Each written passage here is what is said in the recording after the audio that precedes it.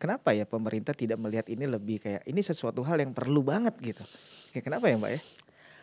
Kamu kayaknya bisa lebih jauh. Ini ada nih perdebatan-perdebatan kayak gini ada.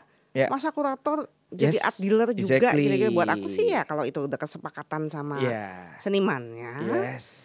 Terus mereka juga terjadi istilahnya mutual win-win solution gitu. Win-win solution nggak ada yang melarang.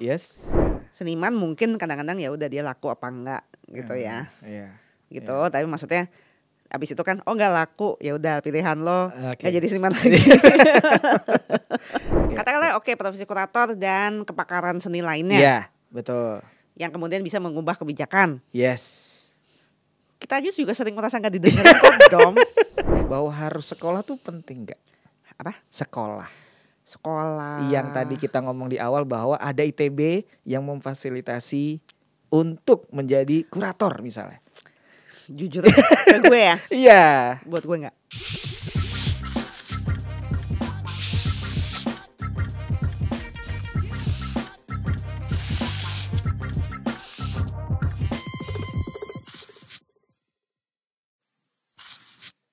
Balik lagi di DPP Demi Punya Podcast.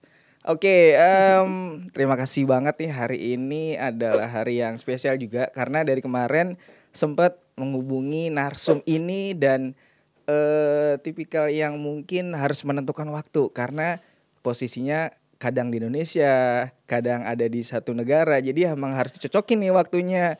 Dan sangat menarik karena ini kita ngomongin sedikit ada cerita tentang yang ada pekerjaan di wilayah ekosistem seni rupa. Seperti apa detailnya pekerjaan yang ada, salah satu di ekosistem seni rupa. Kita langsung aja ngobrol sama special guest hari ini adalah Mbak Farah Wardani. Terima kasih. Makasih Dom. Makasih Halo. banget. Yes. Hai semua. Ya, ini makasih banget loh bahwa sudah menyempatkan hadir, ada di sini, dan nanti kita mau sedikit menginformasikan tentang bahwa sibuk apa. Dan ada satu profesi yang aku pingin banget tahu nih. Karena mungkin kalau di kemarin-kemarin kan banyak, lah kita ngundang seniman, kayak industri kreatif yang di belakang seniman tuh ada siapa. Ternyata ada juga yang perlu kita bahas, yang itu adalah profesi penting di ekosistem seni rupa yang sekarang difokuskan karir sama Mbak Farah Wardani. Mungkin kalau aku ngajar atau ngobrolin tentang Mbak Wawa ini panjang banget ya. Mungkin kita sedikit langsung aja membahas soal kurator. Bagaimana kita coba untuk berangkat gini deh. Sebenarnya awal mulanya bagaimana sih Mbak Wawa memfokuskan jadi kurator? Itu dulu, nanti kita coba sedikit bridgingnya yang lain. Thank you Dom. Ya ini kita aku sambil menelusuri lagi ya, balik-balik gitu. Aku pertama kali dengar kata kurator itu dari buku. Jadi mulai yang suka ngulik-ngulik buku, tahu. Maksudnya pengen mengulik seni rupa lebih dalam itu dari mungkin kayak zaman SMP, SMA tuh udah. Dan aku melihat kata kurator itu dari buku-buku. Kebanyakan sih buku-buku oleh-oleh dari pamanku dulu. Jadi kayak misalkan ke luar negeri terus dia beliin buku tentang Renaissance, seni rupa Renaissance gitu, atau art history for beginners gitu-gitu. Terus ada tuh kata kurator gitu. Dan aku juga jadi udah tahu tuh. Tapi apa ya gitu. Nah, lalu kemudian waktu awal-awal kuliah juga sudah taunya kurator Indonesia itu Pak Jim Supangkat. Jadi Pak Jim tuh yang dulu juga goal gitu ya, maksudnya wah keren banget ya gitu-gitu. Itu juga yang udah mulai suka denger juga nih waktu dulu yang kayak waktu yang Biennale 93 itu kan Pak Jim di tim. Wah something banget gitu, dan itu udah jadi mahasiswa. Dulu aku ngambilnya desain grafis di Trisakti. Yang kebanyakan adalah jalur karirnya waktu itu ya 90-an itu kebanyakan ya udah nanti abis itu kerja di periklanan, di agency gitu-gitu. Makin kesini aku mulai cari-cari tahu gitu ya.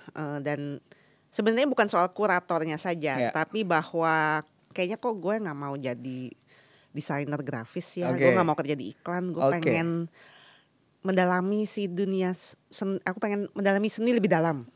Gitulah gitu. Dan salah satu profesi yang kemudian kayaknya tuh wow dulu tuh kesannya keren banget gitu ya. Itu masih di awang-awang sebenarnya itu adalah kurator. Walaupun aku juga gak tahu kurator itu apa gitu dan ngapain, cuma taunya bahwa kayaknya nih kalau di film ada sutradara gitu kan, di seni rupa ada kurator, atau di museum ada kurator gitu ya. Antara itulah seni rupa, museum, terus yang kalau misalkan di film itu sutradara itu di kurator gitu kan. Oke ya, gimana ya caranya gitu. Nah kemudian aku lulus dan tapi emang pokoknya nggak mau gitu, jadi nggak pengen gitu ya untuk katakanlah meniti karir di periklanan atau agensi atau PH gitu ya, nggak. Dan akhirnya aku dapat kesempatannya, aku dapat chevening, beasiswa chevening yang sampai sekarang masih berjalan chevening. Itu waktu itu intinya British Council, tapi itu memang ada scheme itu dari pemerintah Inggris gitu kan. Dan aku akhirnya ya propose ke chevening yang aku pengen ngambil art history gitu. Itu juga masih dengan kayak yang itu ya, maksudnya pengaruh dari buku-buku yang aku baca gitu-gitu. Dan kemudian udah mulai kadang-kadang lihat-lihat pameran gitu kan segala macam. Gitu. Nah, keterima. Gitu. So itu cukup. Nah, itu yang mulai akhirnya itu tahun 99, itu tahun 1999. Yang itu akhirnya ya itu salah satu jalan yang diberikan ya. Akhirnya bisa S2. Bidangnya art history. Walaupun sebenarnya pada saat itu juga seneng banget, tapi dan pokoknya wah itu pengalaman S2 di Inggris saat itu di London gitu juga itu termasuk yang cukup berpengaruh ya, merubah mindset dan membuka banyak sekali wawasan gitu ya. Tapi pas ketika pulangnya juga sebenarnya nggak tahu mau ngapain karena 20 itu kan berarti aku pulang 2001. Itu berapa tuh, 23 tahun lalu ya? Iya. 23 tahun udah jadi anak lah sekarang lo ya. Udah kuliah, udah mau lulus juga udah nih, lulus, gitu kan. Waktu dulu itu istilahnya dunia ekosistem yang kita bilang sekarang ekosistem seni rupa yang kayak kamu bilang itu benar-benar tidak seperti sekarang ini. Nggak ada yang namanya Art Jakarta. Art fair, galeri-galeri tiap minggu ada pameran, itu nggak ada sama sekali gitu. Udah ada istilahnya niche-nya, jejaringnya, tapi masih niche banget gitu ya. Yang itu kemudian ya digerakkan oleh senior-senior, katakanlah almarhum Bu Tuti Herati dan lalu juga pelaku-pelaku galeri yang dulu kayak Mas Biantoro udah mulai juga tuh di galeri yang kayak gitu-gitu. Tapi itu masih tidak seperti sekarang. Bukan kemudian aku bisa pulang dan kemudian saya mau melamar menjadi kurator, itu nggak ada gitu. Bahkan sekarang sebenarnya kalau dipikir-pikir aku nggak tahu ya, sekarang udah ada nggak sih? Kayak jarang deh. Ya paling ada kayak di Macan gitu. Tapi itu kan masih belum ya gitu. Jadi waktu itu bahkan not even. Jadi yang satu-satunya dan aku juga pulang jadi memang tidak tersedia. Maksudnya bukan kemudian datang habis itu sudah ada lahan pekerjaan menjadi kurator. Menjadi kurator itu kemudian adalah dengan ya pertama-tama aku akhirnya yang pertama aku lakukan itu banyak menulis. Menulis dan berjejaring. Jadi kenal-kenalan sama teman-teman seniman kayak teman-teman ruang rupa di Jakarta, masuk dalam komunitas di Jogja juga. Kebanyakan tuh akhirnya Jakarta, Bandung, Jogja ya. Ya udah tuh. Terus yang ya apa istilahnya kalau sekarang sih sering banyak orang menyebutnya kerja kolektif atau kerja komunitas. Dulu nggak ada istilah itu, tapi pokoknya udah ngelakuin aja. Dan tapi memang aku banyak juga kemudian menulis. Tulisan-tulisan terutama yang awal-awal itu kemudian yang dikumpulkan dari tahun 2002 terutama ya diterbitkan gitu ya, dijadikan tulisan kuratorial. Itu aku dari tahun lalu aku menerbitkan dengan penerbit Gang Kabel, terkumpul dalam sebuah buku aku judulnya Skena 2000 Berkas Seni Rupa Indonesia 2002-2023. Jadi kumpulan tulisan selama 20 tahun. Nah balik ke soal kurator itu, di buku itu juga kemudian sebenarnya berangkat dari aku sering terima pertanyaan yang kayak kamu tadi tanyain gitu ya. kok bisa sih dan kenapa mau jadi kurator Iya, gitu. iya benar. Jadi sebenarnya ada juga banyak sekali serpihan tentang tentang kisah-kisah menjadi kurator di Indonesia ini tuh ada juga di buku itu. Tetapi untuk menjawab pertanyaanmu, pada saat itu pun akhirnya juga enggak. Jadi pada saat itu harus mencari sendiri. Oke. Kerja kuratorial itu seperti apa? Iya. Dan akhirnya juga kemudian akhirnya dengan kayak akhirnya dari kerja-kerja bersama, kerja-kerja dengan jejaring, itu yang kita melakukan saja gitu ya. Yang ya udah ini teman seniman mau bikin pameran, wah kamu nulis ya, atau ini kamu jadi kuratornya ya, gitu-gitu. Kayak gitu, ada kayak gitu-gitunya. Ya itu yang, dan galeri pun kemudian melihat, kayak dulu ada Mas Edwin di Edwin's Gallery, itu kemudian sering banget kamu, kita bikin pameran yang ini yuk, kamu yang ini ya, kamu yang kuratorin ya. Kurator itu dalam artian ya akhirnya emang sebenarnya yang pada saat itu antara misalkan kalau dari kerja logistiknya tuh ya intinya ya bolak-balik ketemu seniman, terus udah gitu juga merancang semacam pameran seperti apa dan menarasikan pengkaryaan seniman itu yang nanti jadi di katalog segala macam, memilih karyanya juga, atau ada sedikit dialog ya, arahan itu yang kayak gitu. Jadi itu kalau dari aku sih akhirnya itu tercipta sendiri secara akhirnya kontribusi atau keterlibatanku di ekosistem.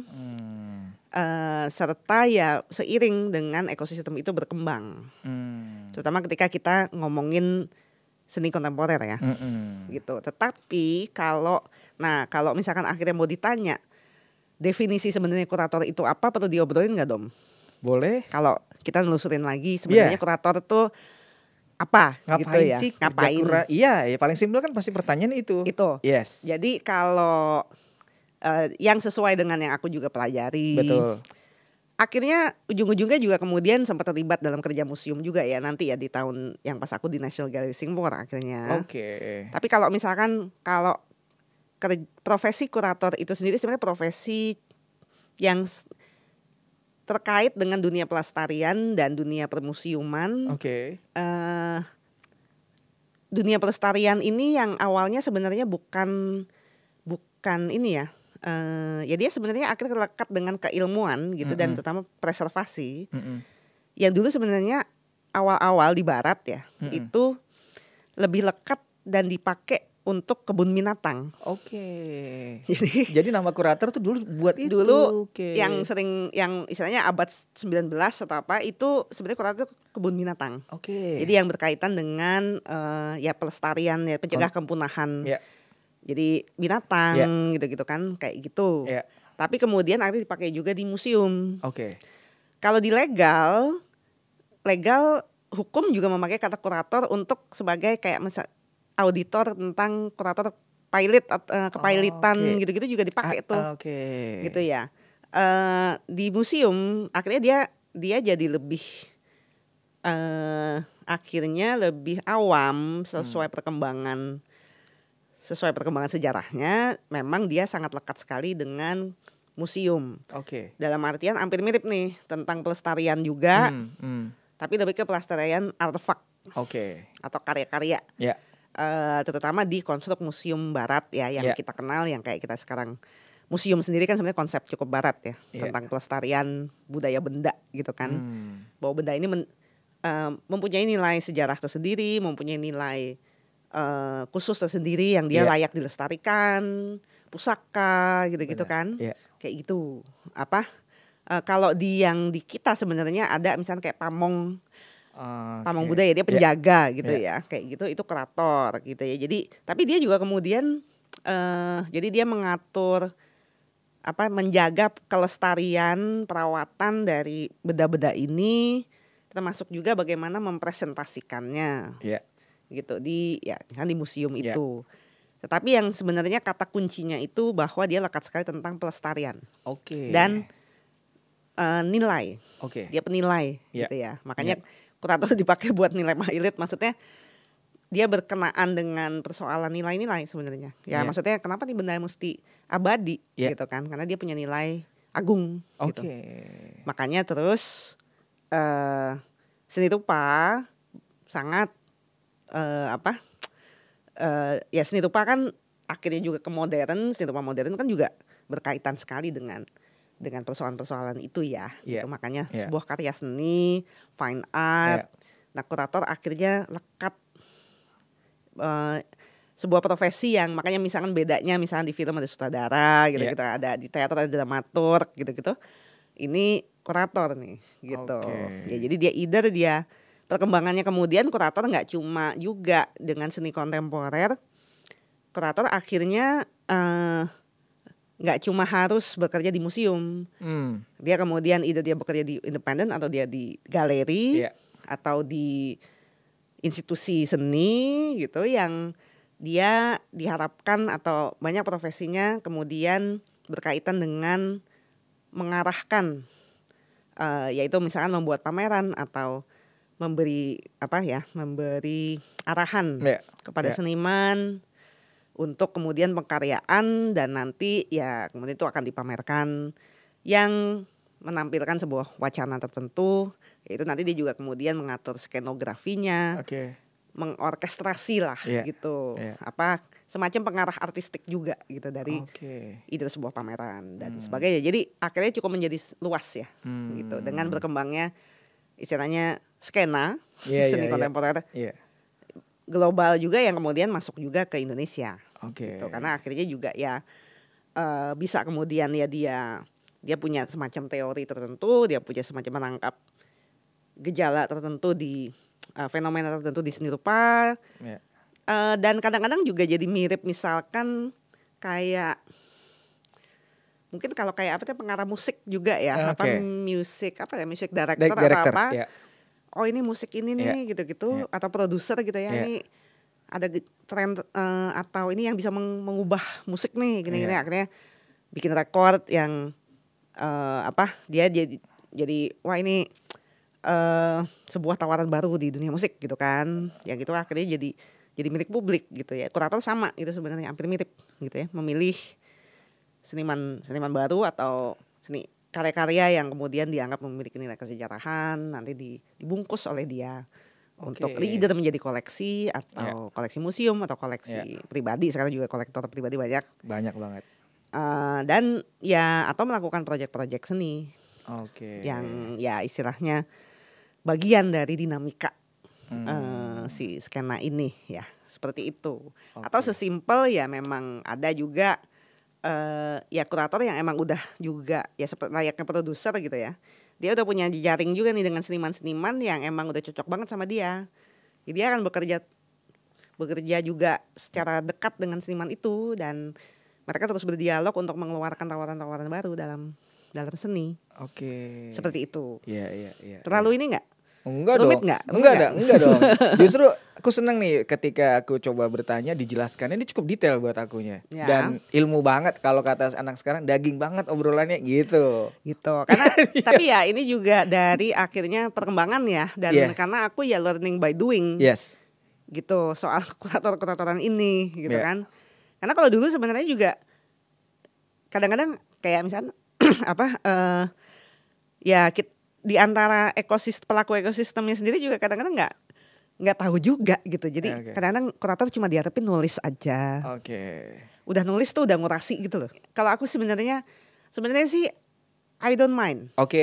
Gitu ya. Maksudnya kadang itu akhirnya mungkin juga kesepakatan dengan senimannya atau ya tergantung dari nature si project itu. Jadi tidak ada yang membatasi juga sebenarnya. Cuma mungkin tepatnya tergantung proyeknya gitu ya. Tetapi atau tergantung pamerannya. Kalau emang pada saat ini ya udah gitu. Oh lo tinggal milih-milih karya, abis itu lo nulis gitu. Itu nggak masalah. Itu bisa disebut kurasi juga. Tapi bahwa kekuratoran curatorship itu bisa lebih luas lagi dari itu. Bisa lebih nggak cuma itu gitu ya. Jadi maksudnya bukan sekedar ya istilahnya nggak juga segampang ya udah seniman mana gitu Mbak Farah tak bayar deh. Padahal sebenarnya gue juga buat nggak cocok-cocok amat gitu sebenarnya. Ya kan ini tinggal nulis aja, kuratorin kan nggak gitu juga ya dong. Kan nggak gitu ya. Jadi ya itu tergantung gitu ya, tergantung dari ini ya, dari nature si project itu dari awal tujuannya buat apa dan gimana gitu. Kadang ada juga yang emang kalau sekarang aku kadang-kadang ada yang memang either galeri atau seniman memang Mbak Fata bisa nggak menulis. Jadi senimannya tuh udah punya nih, udah jadi nih pamerannya, tinggal aku nulis aja ya. Aku sendiri akan bilang ya saya nggak mengkuratori ini. It doesn't come from me gitu loh. Tapi aku I'll be happy. Aku ditulis sebagai nulis aja gitu, penulis gitu. Makanya sekarang kadang-kadang ada di itu bisa dilihat itu essay by. Ya, betul. Ya, itu tergantung nature kolaborasinya, nature partnershipnya gitu. Tetapi kalau aku bilang kayak misalkan yang memang mengkuratori gitu, memang aku terlibat dari awal before the artist gitu. Itu yang lebih buat aku lebih sah ininya. Jadi aku memang aku nih. Sutradaranya gitu loh. Gitu, yang milih senimannya ini nanti akan ada terjadi dialog sampai kemudian jadilah sebuah project itu kadang juga nggak cuma pameran juga, tapi nanti ada misalkan ada engagementnya juga, ada residensinya gitu ya. Maksudnya itu it can be complex gitu ya. Tapi kalau aku sih lebih kayak kurator itu biasanya kalau di aku bisa sah menyebut diri sebagai kurator karena aku dulu baru senimannya gitu. I make the call gitu. Jadi itu kadang-kadang boundariesnya gitu loh. Gitu.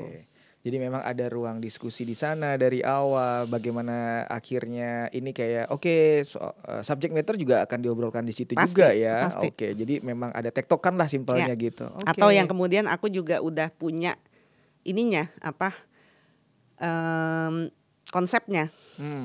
Gitu. Ini tentang ini nih. Gitu. Nanti tinggal siapa aja ya gitu. Gitu. Misalnya agak mirip DJ juga gitu kan. Iya, selektor ibaratnya memilih kan. Bikin playlist, bikin setlist gitu kan. Siapa aja nih musisinya nanti kita bikin konser gitu kan. Hampir mirip gitu, music director gitu kan. Agak mirip gitu. Benar. Jadi sebenarnya sih nggak rumit gitu ya. Cuma dia cukup lega gitu, nggak yang strict. Lo bukan kurator lo nggak kerja di museum lo nggak gitu juga. Nggak sesimpel itu ya. Iya. Nggak se-strict itu gitu loh. Sama aja kan kayak misalkan ya sutradara film ada sutradara film pendek. Ada yang misalkan emang dia khusus untuk serial TV atau dia mungkin levelnya lebih film-film yang kayak gimana gitu kan. Ada yang film eksperimental itu kan sebenarnya hampir mirip gitu. Cuma memang buat aku kurator tuh yang make the call biasanya gitu. Itu penjelasan yang menurutku tuh detail banget.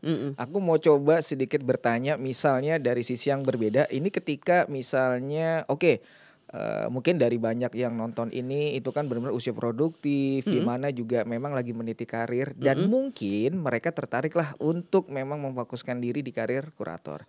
Kalau dari segi akademik ada referensi sekolah yang atau bagus untuk bagaimana dia memfokuskan ini, memperdalam kurator ini tuh ada referensi nggak sih bahwa yang bagus gitu? Sebenarnya kalau di Indonesia aja. Ya kita ngomong dari Indonesia dulu ya, Indonesia dulu deh. Ada banyak nggak sih? Kalau jadi, itu ya. Kalau ngomongin ke arah akademi, nggak usah sekolah kurator. Sekolah seni aja bisa dihitung nggak sih di Indonesia yang luar biasa luas ini. Dari Sabang sampai Merauke. Sampai mereka sekolah seni aja bisa dihitung dengan jari. Jadi jangankan sekolah kurator. Gitu. Tetapi sudah ada yang aku tahu kan ITB yang udah ada S2 kuratorial ya. Tapi levelnya S2 gitu. Yang kemudian kalau misalkan sebenarnya di wilayah kajian seni dan budayanya itu yang kemudian jadi bekal juga kurator Fakultas Ilmu Budaya UI ya misalkan. Atau sebenarnya ya S2 kajian seni sebenarnya kayak IKJ juga ada ya. Kayaknya ada loh. Ada di KJ ya. Kajian seni. Kajian seni. Isi S2 ada nggak ya? Isi S2 harusnya ada. Kajian seni itu. Aku bukan orang yang tepat ya, aku nggak apal juga. Iya. Tapi yang Tapi sering kajian seni kayaknya ada ya. Oke. Bisa dikoreksi Yeah. teman-teman isi juga. Tapi yang pasti isi punya, nah aku nggak tahu itu levelnya sebenarnya tata kelola seni itu S2 atau apa ya? Dia ada S1, ada S1 baru dan ada S2 memang dia ke arah manajemen tapi kan. Bagaimana memanage untuk pameran dan bikin. Itu bisa jadi pilihan. Oke. Pilihan. Tapi maksudnya nggak Jadi intinya kalau mau nyari yang emang ada jurusan kurator, itu dikit banget. Dan itu pun ITB S2 gitu ya. Jadi, tapi bahwa kemudian misalkan dari teman-teman aja gitu ya, either mereka memang dari misalkan FSRD ITB entah nanti jurusannya grafis murni. Kayak kamu kan grafis murni ya? Yes. Ya IKJ yang kayak gitu nggak harus memang. Jadi mikirnya memang bukan ini ya, bukan kemudian ada sekolahnya terus kamu akan ada industri yang menampung kemudian jadi kurator gitu kan, enggak bukan betul. Kayak jurusan apa yang kayak gitu ya, dokter jadi dokter. Masih kayak gitu dong gitu loh. Betul, benar. Jadi dan sebenarnya kalau seni itu kayak misalkan di luar pun itu juga bukan kayak ada di luar sudah ada gitu ya. Dan mungkin juga levelnya tergantung S2 gitu banyaknya. MA in curating tuh ada di Goldsmiths misalkan. Atau Saint Martin gitu ya. Tetapi Goldsmiths secara alumni lah ya. Saya ya kan di Goldsmiths dulu di London ya. Tapi bahwa kemudian sebenarnya kalau yang mau nanti jadi kurator kayak mau jadi seniman kayak mau jadi art manager gitu-gitu segala macam. Sebenarnya tuh yang pasti kalau yang aku tahu kayak di Inggris contohnya itu intinya bidang-bidang seni dan humaniora. Kalau di sini mungkin ya seni, humaniora, budaya gitu ya, kayak Fakultas Ilmu Budaya itu kan Arts and Humanity. Itu ada di setiap universitas besar. Jadi dia di Arts and Humanity ini yang nanti turunan-turunannya ada tuh tergantung universitasnya. Nanti ada yang mungkin dia ada kayak major di curating ada, mungkin art history ada gitu ya. Tapi Arts and Humanity atau liberal arts. Gitu. Yang nanti di situ ada School of Fine Art-nya yang buat lebih ke praktisi jadi senimannya, terus ada yang art history yang buat jadi kuratornya gitu-gitu kan. Itu ada. Dan itu Arts and Humanity itu ada di kebanyakan universitas besar. Jadi karena dia dianggap bidang yang penting. Sepenting science misalkan, sepenting ya sebutin yang bidangnya sangat dianggap penting apa? Ekonomi. Bisnis gitu.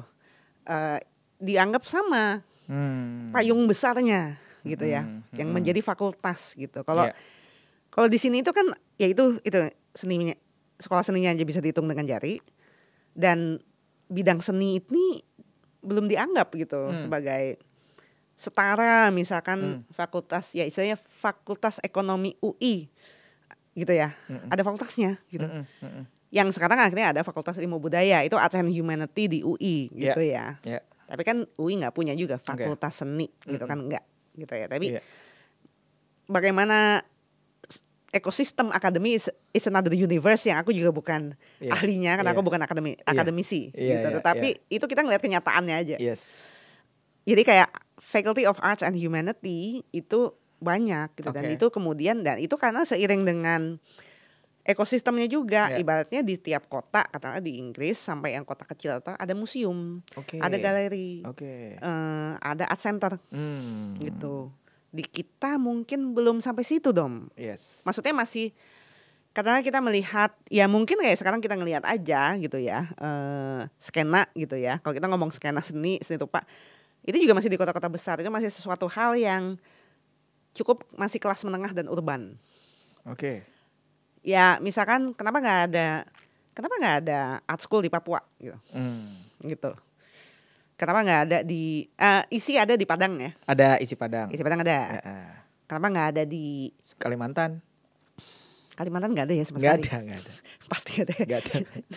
Butuh data ini Kak, tapi kita bisa yakin nggak ada ya Dom? Yang aku tahu The Cafe ada. Ada. Apa? Universitas. Jadi waktu itu karena ada IKN itu, jadi ada beberapa yang kayak program juga untuk mencoba bekerja sama dengan kampus gitu. Tapi kalau untuk yang spesial bahwa di kampus seni kayaknya aku belum dapat Belum informasi. ya? Ya ini butuh koreksi, tapi aku pribadi dapat infonya belum ada kampus seni di area itu. Belum Ya, gitu. ya. Ya maksudnya, dan itu bisa terasa misalkan kayak ya sebenarnya kan kayak ya seni itu kan bukan juga harus menuruti keluasan seni kontemporer sendiri gitu ya. Yang sekarang juga banyak tuh kayak seni pendekatan seni kontemporer kepada misalkan seni yang berbasis tradisi atau masyarakat adat. Tapi pendekatannya relevan dengan kontemporer gitu kan, itu it's a thing gitu loh. Sekarang tuh itu jadi wacana global gitu dong gitu ya, dalam artian lu pengen ngangkat katakanlah seni rupa di Kalimantan kan bukan kemudian ngelukis Dayak-Dayakan kan. Kan nggak gitu juga gitu ya Dom gitu. Tapi bahwa nih kaitannya dengan masyarakat lokal seperti itu gimana, dan akhirnya di praktek seni itu kemudian, nah itu kurator tuh biasanya tuh yang sampai segitu-gitunya gitu ya. Atau senimannya sendiri sebenarnya terserah gitu ya, apa mau siapa gitu yang mengambil peran itu, tetapi biasanya kurator katakanlah kayak gitu ya. Jadi adat Dayak itu sejarahnya kayak gini. Bahan lokal itu bisa dibuat seperti ini oleh masyarakat Dayak, yang kalau difusionkan itu kemudian difusionkan atau dieksperimentasikan gitu dengan pendekatan kontemporer seperti apa gitu kan, yang itu bisa jadi something totally groundbreaking misalkan gitu. Itu yang ya kita PR-nya masih panjang gitu. Ya ibaratnya sama ya ngomong tentang pemindahan ibu kota ke IKN, nggak cuma soal pindah tempat kan, tetapi juga pemerataan wacana, pemerataan ya eksperimentasi seperti itu, karena seni dianggap sebagai ilmu yang penting gitu. Dan praktek seni itu hampir mirip juga akhirnya seperti katakanlah praktek sains sebenarnya gitu, walaupun bukan ngurusin rumus-rumus kimia atau apa gitu ya, tetapi bahwa dia penting bagi lokalitas masyarakat itu gitu kan. Nah itu yang contemporary art atau praktek seni kontemporer itu bisa seluas itu sebenarnya gitu. Dan mungkin di situ juga akan didukung kalau ada akademi di lokal itu. Aku terlalu jauh ya? Enggak dong, informasi. Minum dulu boleh loh Mbak, minum dulu kita. Minum dulu.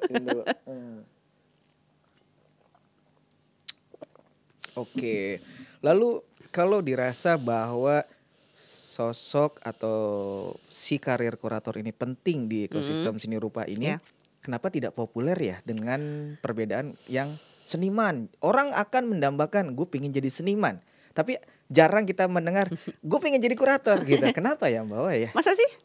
Aku sih belum menemukan ada orang yang sampai detik ini yang pingin banget jadi kurator gitu. Yang kalaupun ada pun ya dia memang bermainnya di wilayah yang kita tahu memang secara pendidikan bagus, ekosistem seni rupa, tapi di luar sana gitu. Kalau banyak kan dari teman-teman yang seniman nih dari bukan kota besar datang ke Jogja, mau jadi seniman gitu, emang pingin gitu. Tapi kalau gue pengen jadi kurator, apakah karena kurangnya informasi itu atau bagaimana ya? Karena kan penting sebenarnya kurator itu di ekosistem seni rupa. Aku sih mikirnya mungkin pertama sebenarnya sih nggak cuma harus di kota besar atau enggak ya. Apalagi zaman gini gitu, di mana jadi seniman sebenarnya lebih bisa visible karena gampang. Karena dia punya karyanya tangible gitu ya. Karyanya nih, abis itu karyanya tangible, kelihatan, dipamerin. Yang dilihat duluan kan karya ya. Karya seniman, seniman anu nih gitu. Apalagi terus nanti ada yang beli mahal, udah deh kelar gitu kan. Tangible, jadi dia tangible. Hasilnya kuratornya nggak tangible, dia lebih ke service area gitu ya. Jasanya dan pemikiran dan segala macam yang mungkin ya akhirnya agak berkelindan gitu, atau nyenggol-nyenggol ke wilayah akademisi, tapi juga bisa ke wilayah production yang lebih kayak kerja profesional sebenarnya, kerja profesional yang jasa gitu, yang nggak tangible. Dan itu tadi aku nggak menyalahkan yang di luar-luar itu atau menyalahkan kuratornya. Sebenarnya emang karena ekosistem seni rupa sekarang masih lagi berkembangnya ya, memang berpusatnya di kota besar di mana masih centralized gitu ya. Mungkin ya itu tadi, kalau misalkan udah ada percikan atau ada prasarana, yaitu misalnya akademi, art center, di daerah-daerah yang kurang terjamah ini, itu akan gitu ya, akan dibutuhkan itu. Gitu. Ya maksudku kalau hampir mirip sebenarnya dengan kenapa skena seni sendiri masih berpusat di Jawa Bali ya.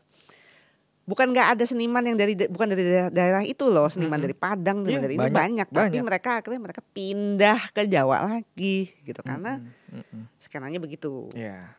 Dan aku ya itu mungkin panjang sekali ya kalau mau membedah satu-satu persoalannya di mana. Tapi salah satunya itu akademi dan kemudian prasarana. Sebenarnya jejaring taman budaya dan dinas-dinas kebudayaan itu kan sudah ada.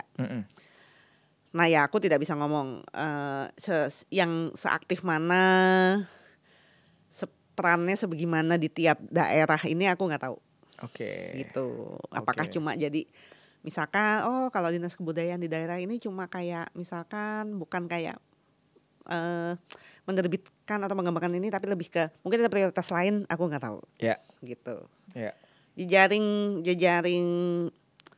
istilahnya jejaring kayak institusi publik atau dinas kebudayaan itu kan sebenarnya ada kita. Taman, misalnya ada taman budaya betul, gitu. Betul.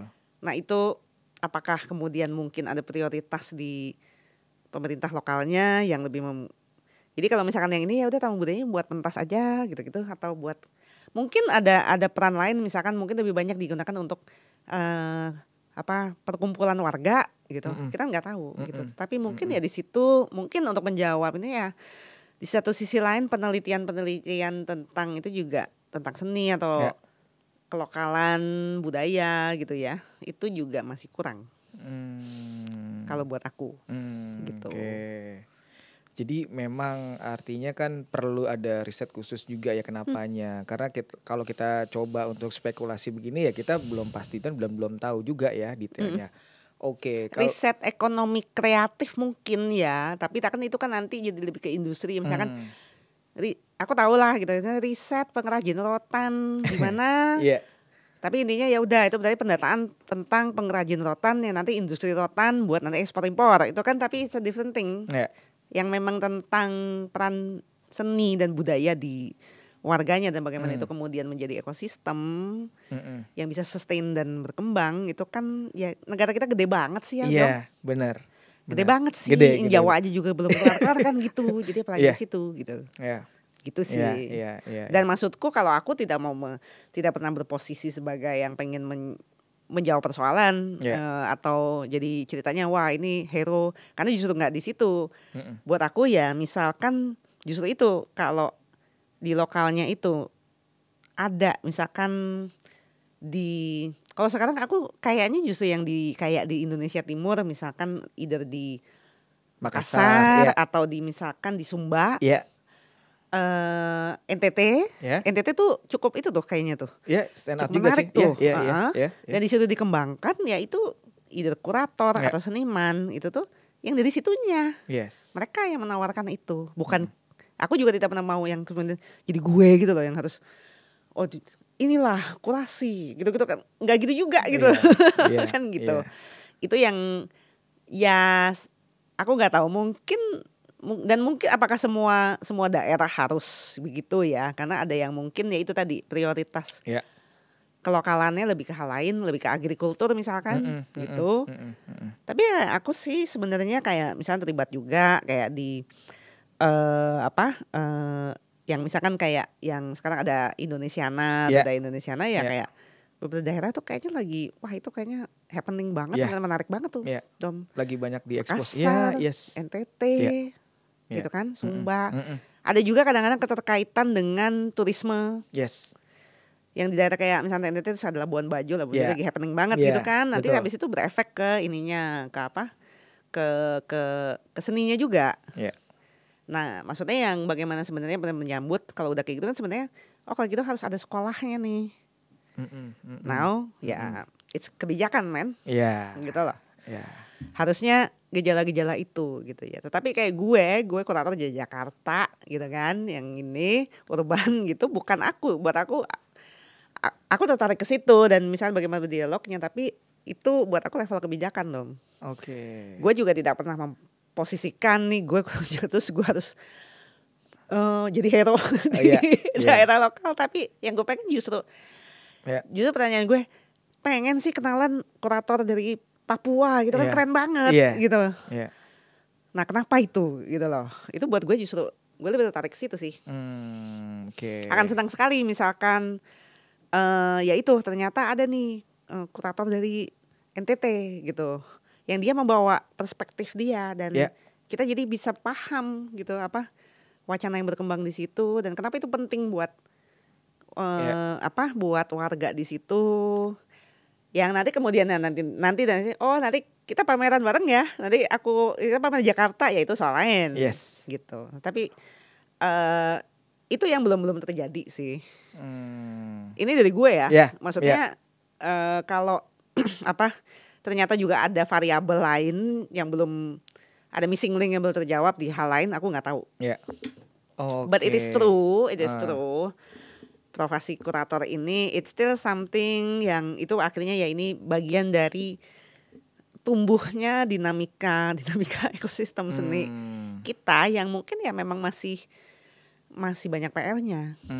Walaupun kalau dilihat sekarang, kalau ngelihat dari Instagram aja, wih gila Art Sub Surabaya gitu ya, wih happening banget, gila viral ya Bo, itu wih selfie gitu. Ngelihat dari situnya doang sih kayaknya kelar gitu, tapi sebenarnya banyak banget yang belum kelar.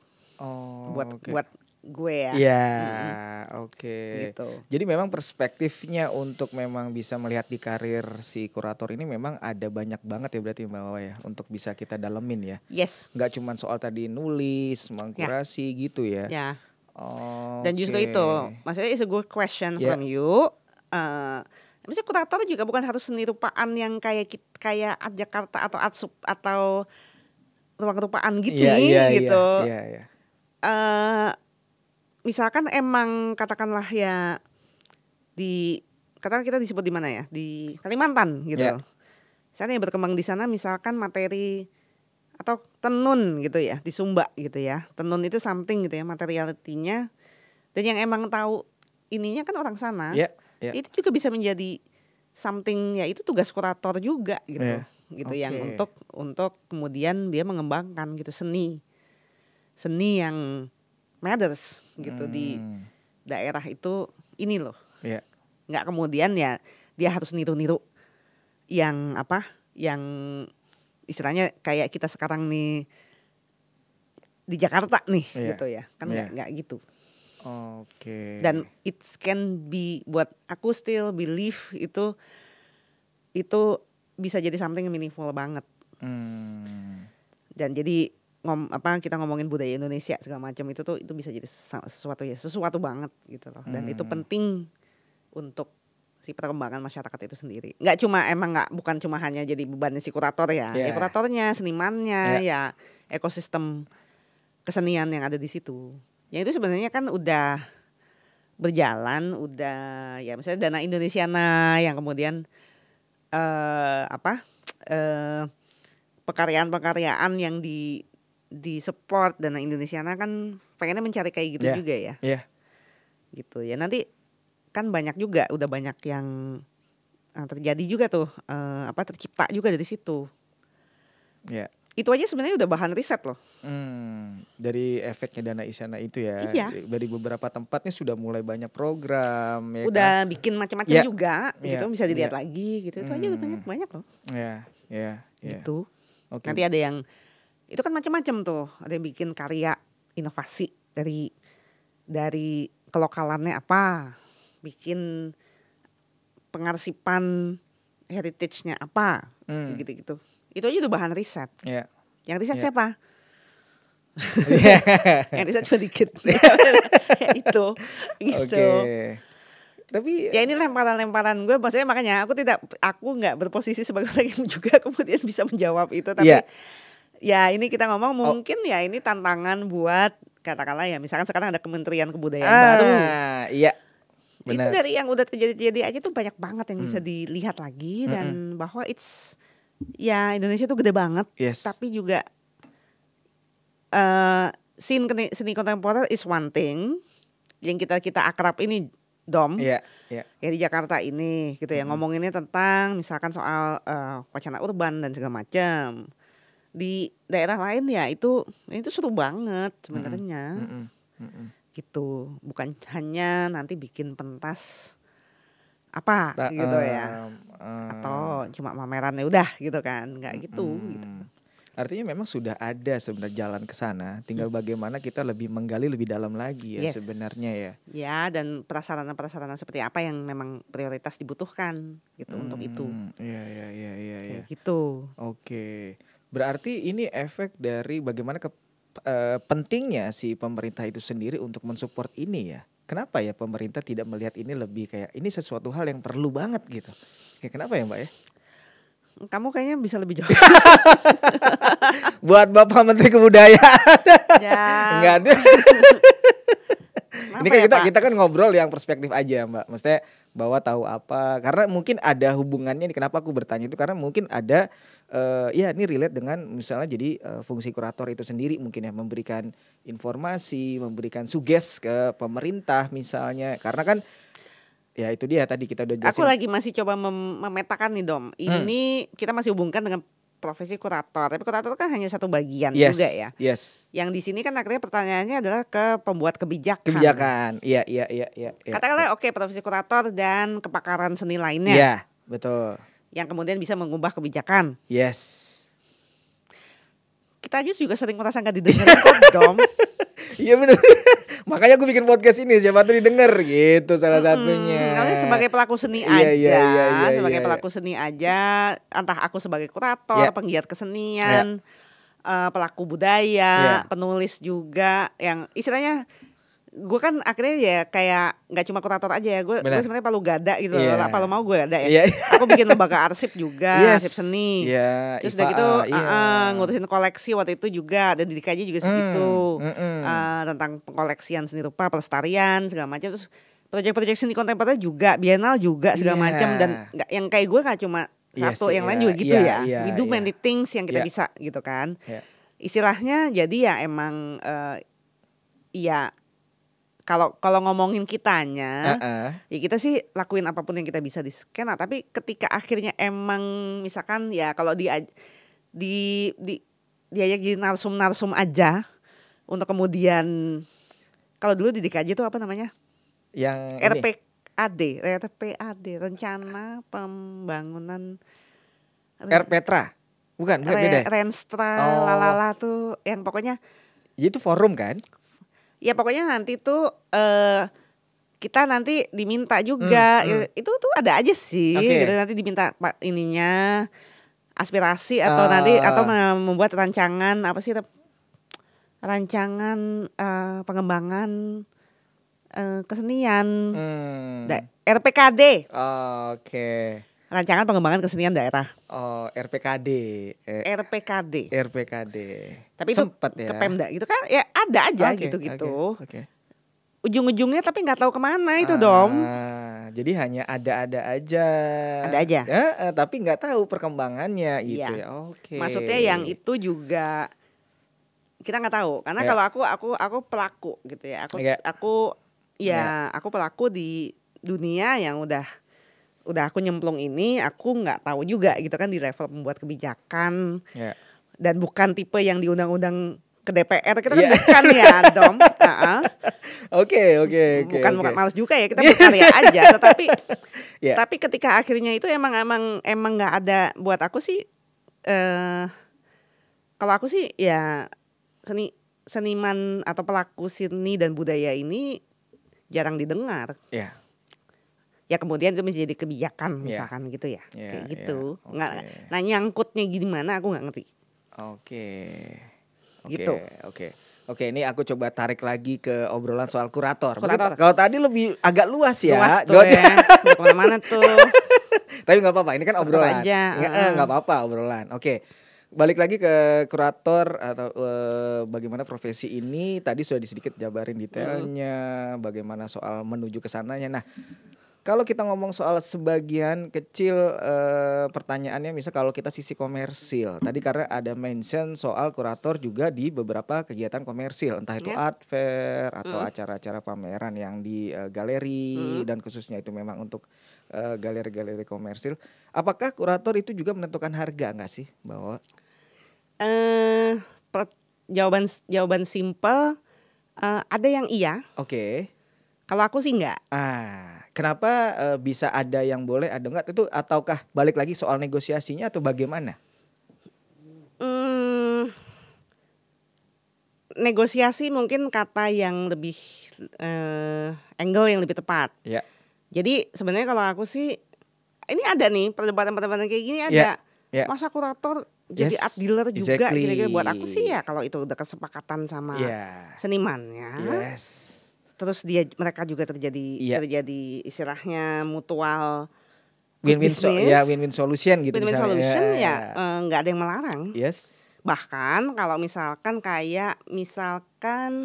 di luar itu kan ada balai-balai lelang kayak Christie, Sotheby's segala macam. Dan mereka kayak kurator juga kemudian kayak di level konsultasinya ya salah satunya juga kemudian melakukan valuasi. Oke, ini kira-kira harganya berapa nih gitu-gitu. Terus mereka riset juga sebelumnya nih harga gimana. Jadi sebenarnya tidak ada itu wacana lama ya. Wacana lama zaman dulu gitu yang kayak ada dikotomi gitu soal tentang kurator tuh nggak boleh nentuin harga atau itu ya mungkin memang ada konflik, nanti bisa ada konflik of interest atau apa, tapi itu kan lagi-lagi tergantung nature kesepakatan dan negosiasi dan juga kemudian nature project itu sendiri gitu.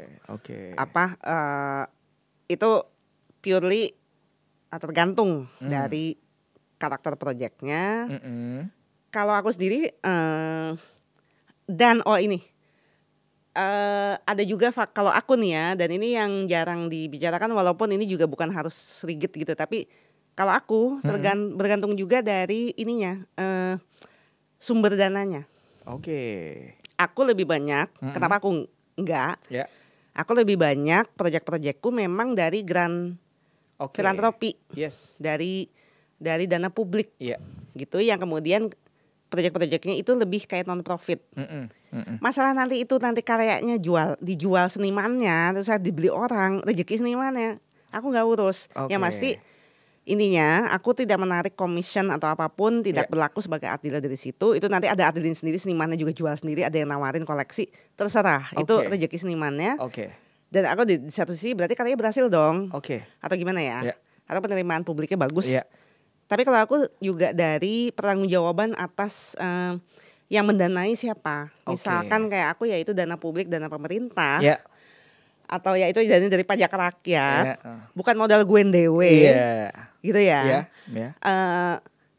Kadang-kadang ada, ya lagi-lagi tergantung. Tapi kadang-kadang ada etika-etika, buat aku ada etika-etika yang ya, dan emang ini tujuannya untuk edukasi gitu. Aku juga tidak punya kayak semacam, kayaknya ada semacam ethical code gitu ya. Ya masa lo duitin, kan bukan gitu. Duitnya mungkin dari tiket, gitu ya. Ada sponsor gitu ya. Tapi bukan kemudian lo gadangin gitu ya. Kecuali kalau emang, dan aku tahu ada kurator atau yang ya jadi akhirnya kurator semi galeris atau apa gitu ya. Udah modal dia sendiri. Dia bikin galerinya, pameran, dia kuratorin, tapi nanti udah bagi hasil sama ininya. Itu sah-sah aja. Modal-modal dia dewe kok. Tempat-tempat dia juga. Dan malah justru memberi dinamika dan ini baru kepada ekosistem. Tapi ya, dan emang kadang-kadang ada dana-dana filantropi atau apa itu strictly bilang ini bukan untuk jualan. Jadi bukan untuk si kurator atau penyelenggara memperkaya diri. Bahwa kita kemudian bisa ada kayak fee, honorarium dari situ, tapi bukan kemudian lo jualin terus nanti gue dapat 50% ya, gitu kan nggak gitu. Kecuali kalau itu duit lo sendiri, itu beda, modal lo, gitu. Makanya ada boundaries kayak gitu kalau buat aku. Siapa penyandang dananya, gitu ya. Kalau emang sifatnya emang investment based, si kurator sendiri invest juga. Ya masa dia rugi, ya kasihan amat. Benar. Gitu. Jadi aku rasa ya di wilayah itu juga, dan sekarang market berkembang. Gitu.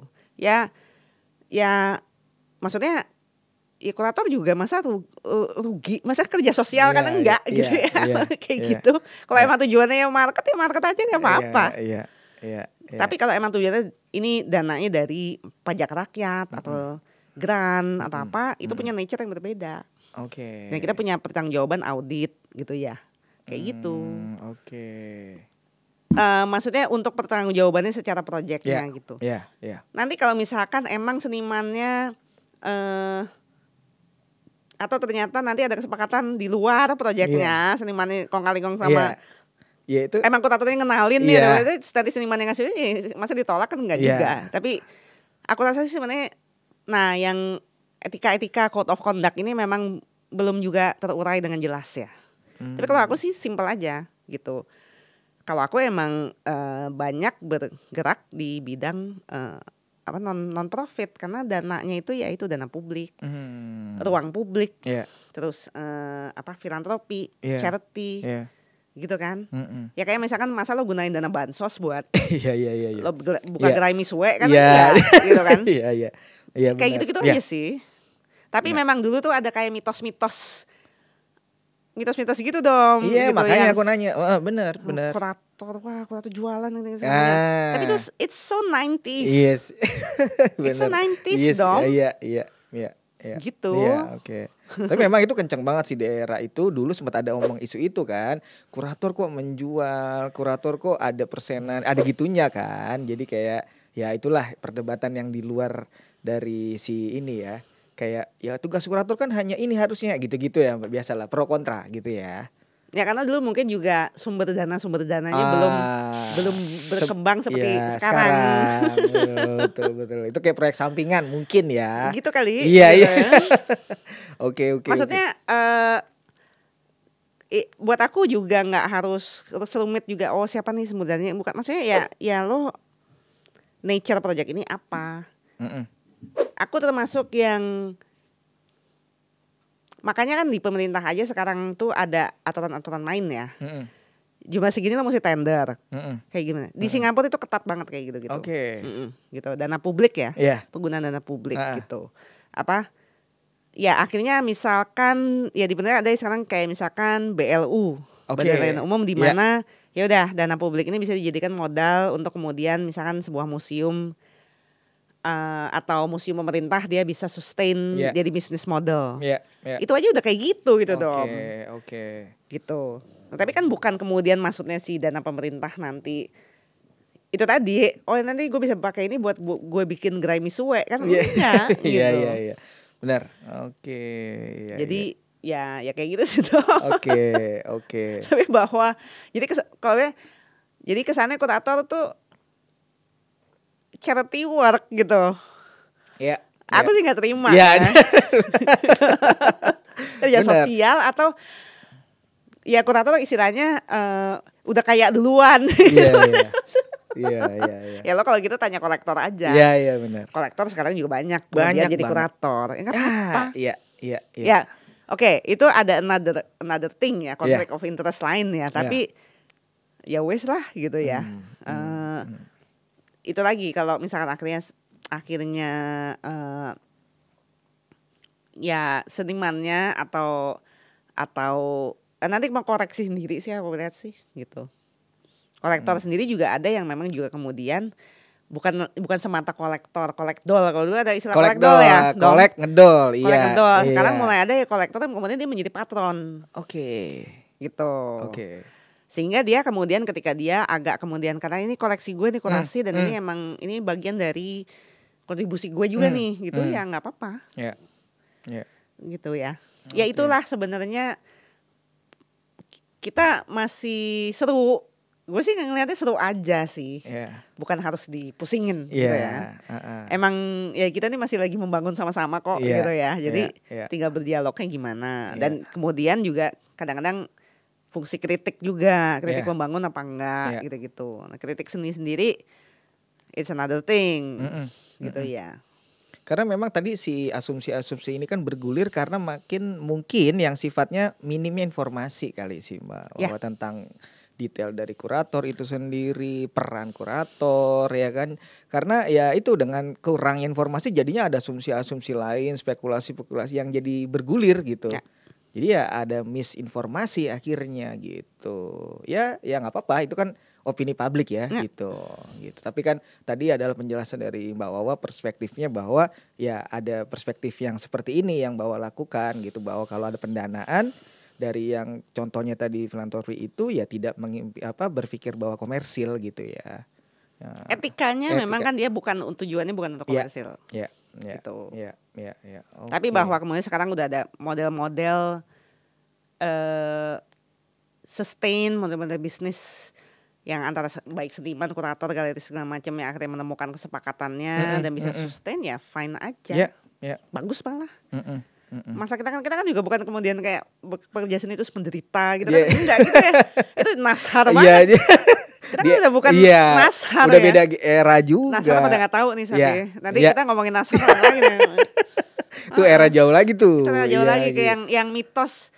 Mitos dahulu banget itu, mitos Jakarta ya, di Jakarta terus ya di tim IKJ. Soalnya di tim terus yang nashar dan ideologi yang seniman tuh menderita dan asketik dan miskin gitu kan, itu kan nashar ya. Kayaknya kita udah over that deh. Yang sampai sekarang masih mencoba meniru apa yang dilakukan nashar ada temanku, Mas Ugeng. itu dia sangat bercermin sekali gitu ke sana. Ya gitu. Dia penerus legacy nashar. Unik. Itu pilihan. Iya. Saya juga teman baik saya Ugeng Temutijo gitu kan. Yes. Terus itu silakan. Gitu ya. Jadi kalau aku sih istilahnya ya senang-senang aja dan happy-happy aja. Dengan ya ini sekarang tuh rame gitu dan ya terutama kita ngomong Jawa lah gitu kan, ya ternyata art fair berkembang, ternyata seniman sekarang udah banyak banget anak-anak muda gitu, gue pengen jadi seniman, it's good gitu, tapi memang ya buat aku kayak kita ngomong kurator ya skenanya bukan cuma itu sebenarnya yang kita lihat sekarang tuh kan ya saya sendiri juga di situ. Yang kita sebut seni kontemporer itu, kurator bisa more than that, gitu. Makanya yang itu tadi, kalau ngomong ini sih kelar, gitu, belum kelar sih, tapi seru banget, wow, gitu kan, exhibition date, atau udah jadi a thing lah, gitu ya, pameran nih, ada baru lagi, gitu. Tapi pertama juga kemudian ya kerja seni itu bukan cuma pameran. Yang di luar sana dan nggak harus dengan bentukan kayak yang kita kenal sekarang ini ya, seni kontemporer di galeri lightingnya kayak gini, instalasi yang kayak gitu loh kan, nggak juga gitu ya. Itu banyak sekali sebenarnya potensi penemuan kalau kita ngomong Indonesia. Yaitu wacana tentang indigenous arts yang kemudian bisa saling silangkan dengan pendekatan kontemporer aja gitu. Banyak banget dong. Seru lah gitu loh. Seru. Belum aja. Belum, iya. Makanya kan saya ikut podcast ini. Makanya gimana Pak Menteri Kebudayaan. Itu dia. Semoga Bapak Menteri ini banyak banget nih obrolan yang bisa mengarahkan untuk lebih dalam lagi sebenarnya ke sana ya. Yang juga kemudian aku merasa banyak kayak di luar sana juga bukan ke praktek seninya. Yang di sana itu lebih juga bukan warisan, lebih nggak fokus ke warisan budaya, lebih ke cagar budayanya, which is penting, penting banget gitu. Tapi kemudian itu jadinya lebih kayak lekatnya ke tourism, cagar budaya. Oh ya udah nih, Borobudur atau Muaro Jambi, pokoknya gimana nih nanti orang bisa ke sana nanti turis, gitu ya. Which is ya udah itu juga satu itu sendiri, tapi masih fokusnya yang di luar tuh kayak misalkan lebih ke site-nya itu loh, tempat, terus nanti gimana orang mengunjungin, gitu kan. Ada nginep juga di sekitarnya, which is emang harus dibangun. Gitu. Tapi kalau kita ngomong budaya atau art practice, cultural practice, ya itu aja more than that sebenarnya. Dan mungkin justru lebih seru, gitu ya. Peran kurator di situ juga tuh sebenarnya. Kalau misalkan mengembangkan cagar budaya di sini gitu-gitu, oh ya udah lo ngomongnya mungkin sama ya misalkan pariwisata gitu. Ini gimana ekosistem atau perhubungan gitu. Orang lebih bisa nyampe di situ, bisa ke sana pakai apa, transportnya itu mungkin justru itu another thing, itu bukan peran kurator di situ. Iya. Tapi bahwa kekayaan warisan budaya, kekayaan dan warisan budaya yang kemudian bersinggungan dengan perkembangan masyarakatnya secara modern atau kontemporer juga. Bagaimana urbannya berkembang juga, gitu. Wacana global gimana masuk situ, itu kaya banget. Itu belum tersentuh sama sekali. Banyak banget yang seru dari situ. Bukan cuma sekedar oh ya udah ini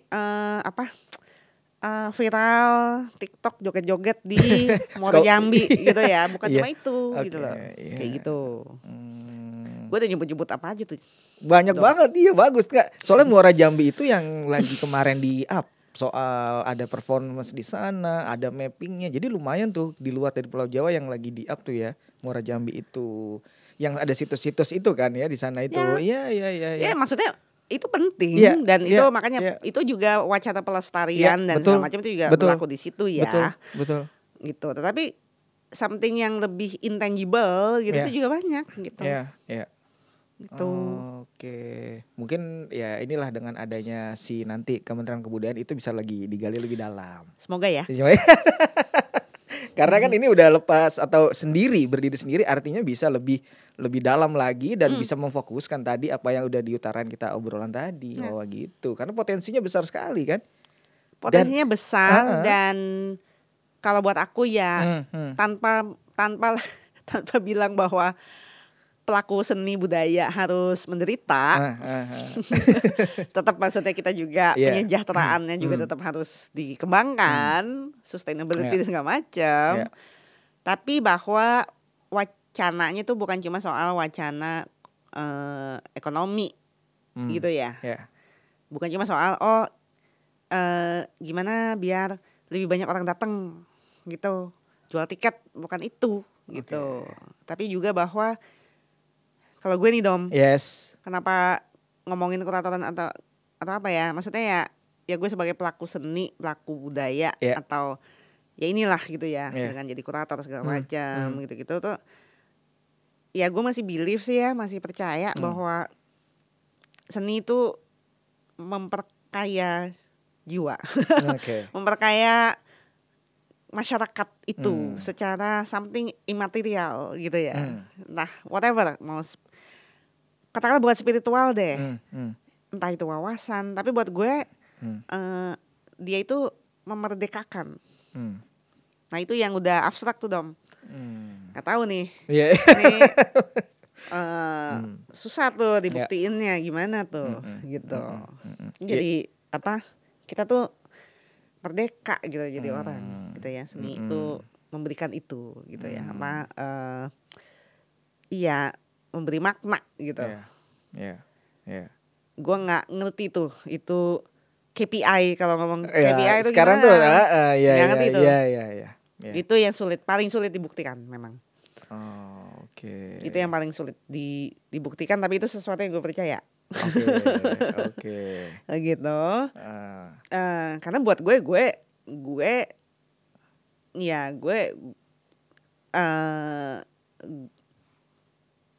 kebahagiaan gue di situ gitu dengan di dunia seni itu emang susah gitu ya, emang susah. Itu susah tuh. Gitu. Nah, kalau gini Mbak, kalau misalnya ini kan perjalanan Mbak Wawa dari tadi sekitar kalau di-mention sudah hampir 23 tahunan lah ya yang mencoba untuk lebih fokus di karir si kurator ini. Sampai detik ini tuh mungkin sudah karena banyak pengalaman, banyak sudah kayak melalui pokoknya banyak acara dan mengkurasi. Kalau detailnya sekarang bagaimana memilih, oke, gue mau nih mengkurasi ini tuh, ada gak sih spesifikasi khusus? Ada gak? Kayak kan kadang mungkin karena sudah melewati banyak ya pengalaman, pameran, terus kayak aduh kayaknya ini kurang gitu. Atau misalnya kayak yang lainnya dulu deh gitu. Karena tadi kan mungkin mentionnya adalah pinginnya adalah dari awal nih gitu, bukan di tengah jalan kayak semua udah jadi tinggal kayak cuman labeling kurator. Pinginnya kan ada tektokan kan Mbak Wawa, nih ada proses itu kan. Ya. Nah, itu bagaimana kalau untuk memilih kayak misalnya ada tawaran bahwa ini dong di acara ini kurator mau nggak gitu. Tuh bagaimana sih menilainya bahwa ini pas banget untuk gue atau bukan gitu misalnya Mbak Wawa? Ada nggak sih penilaian yang Ada, tapi gue lagi mencoba memberi jawaban yang terstruktur. Oke. Karena jujur aja kalau sekarang udah jarang tuh. Oh, oke. Yang random kayak gitu tuh. Dulu banyak pasti ya? Dulu banyak. Oke. Dulu awal-awal juga kadang-kadang sebenarnya sih gue nggak suka-suka amat. Oke. Makanya tadi itu sempat ke mention itu dan itu jadi kepikiran ide buat jadi pertanyaan. Berarti kan ada sekarang ini ya mengkurasi gitu untuk diri sendiri. Apakah ini diambil atau enggak gitu. Jujur susah jawabnya karena udah jarang kasus kayak gitu dong. Oke. Jadi banyak sekali kemudian proyek-proyek yang ini karena memang berlanjut dari hubungan atau kerja-kerja sebelumnya. Ya. Jadi itu kayak udah ngalir Aja. Maksudnya itu hasil yang kemudian kayak cause and effect ya. Ibaratnya ya kemarin gue proyek ya terutama juga karena kemudian kayak di IFA berhubungan dengan banyak seniman yang kemudian terjadi sendiri ya. Jadi udah kayak sync, udah tahu nih sync-syncnya dan nanti yang datang ya emang kayak udah sync juga ya. Oke. Yang kemudian tiba-tiba gue pengen ngasih contoh tapi karena ini publik gitu. Takut nanti gue dianggap julid gimana ya? Iya. Nggak perlu detail nggak apa-apa. Ya misalkan katakanlah nih seniman katakanlah lukisan kuda, bukan gue bilang lukisan kuda jelek ya, atau ya udah punya mungkin kalau gue bilang mungkin udah ada brandnya gitu ya. Ada brandnya ya. Jadi ya istilahnya dari skena itu juga udah tahu kalau ini bukan sama Farah gitu ya. Ada kayak gitunya ya. Sudah ada itu ya. Udah ada kayak gitu dan itu mungkin hasil dari ya emang ya ekosistem atau skena kita juga udah tumbuh. Bukan yang kayak tiba-tiba misalkan ada yang karena itu ink painting, Chinese painting misalkan itu keren loh, gitu ya. Tapi kan masa ya sama gua kan udah tahu sendiri gitu ya. Iya. Udah ada itu jadi udah jarang sih Dom. Jadi untuk menjawab pertanyaanmu secara struktur dari fase ini mungkin aku juga udah mengerucut sendiri, udah streamline sendiri dan itu mungkin sesuatu yang akan natural terjadi ketika ya emang ya udah lo udah total di sini yang itu akan terbentuk sendiri sama aja misalkan kayak produser musik. Produser musik yang udah tahu nih orang tahu nih dia biasanya misalkan rock and roll atau apa. Kan enggak mungkin tiba-tiba penyanyi dangdut tiba-tiba datang. Betul. Mirip kayak gitu. Gitu sih. Paham. Jadi dengan sendirinya naturally si scene ini atau si environment ini membentuk sendiri dan jadi semacam lo kalau mau cari kurator yang A, ini ada si kurator A. Kalau mau gaya-gaya B, ini ke kurator B. Kayak gitu sudah ada gitu ya. Oke. Tapi mungkin kalau aku bisa bilang ya makanya kayak sekarang aku dengan kayak menulis buku Skena 2000 gitu. Aku kayak berapa kemarin aku sekarang ininya kalau either emerging artist gitu ya. Kemudian terutama juga banyak perempuan misalkan walaupun not necessarily nggak harus gitu tapi atau ya kayak kemarin sama Gajah gitu ya Gajah Gallery dan ini mungkin lanjut gitu. Karena kemudian aku juga nulis skena 2000. Ada juga kemudian akhirnya ya galeri kemudian juga jadi dialog juga gitu.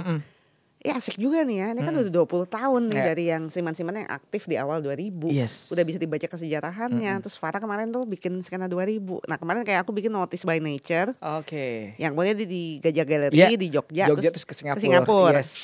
Ya udah kita mengupas itu dan itu kan ditarik-tariknya banyak banget sebenarnya. Yang kemarin baru yang di istilahnya seniman-seniman yang di agak misalnya karyanya yang kalau disebutnya sering disebutnya pop-up art gitu, tapi aku menyebutnya lebih kayak sebenarnya subkultur urban gitu. Nanti bisa kayak yang di fenomena 2000-an, generasi 2000 itu bisa angle lain. Itu banyak banget nih. Nah, aku lagi seneng tuh. Dan jadi ibaratnya nanti itu galeri juga atau seniman kan bawah lagi ngupas itu gitu. Jadi ada perjalanan yang wacana-wacana itu kemudian terbentuk sendiri juga gitu sesuai dengan fase. Benar. Fase itu.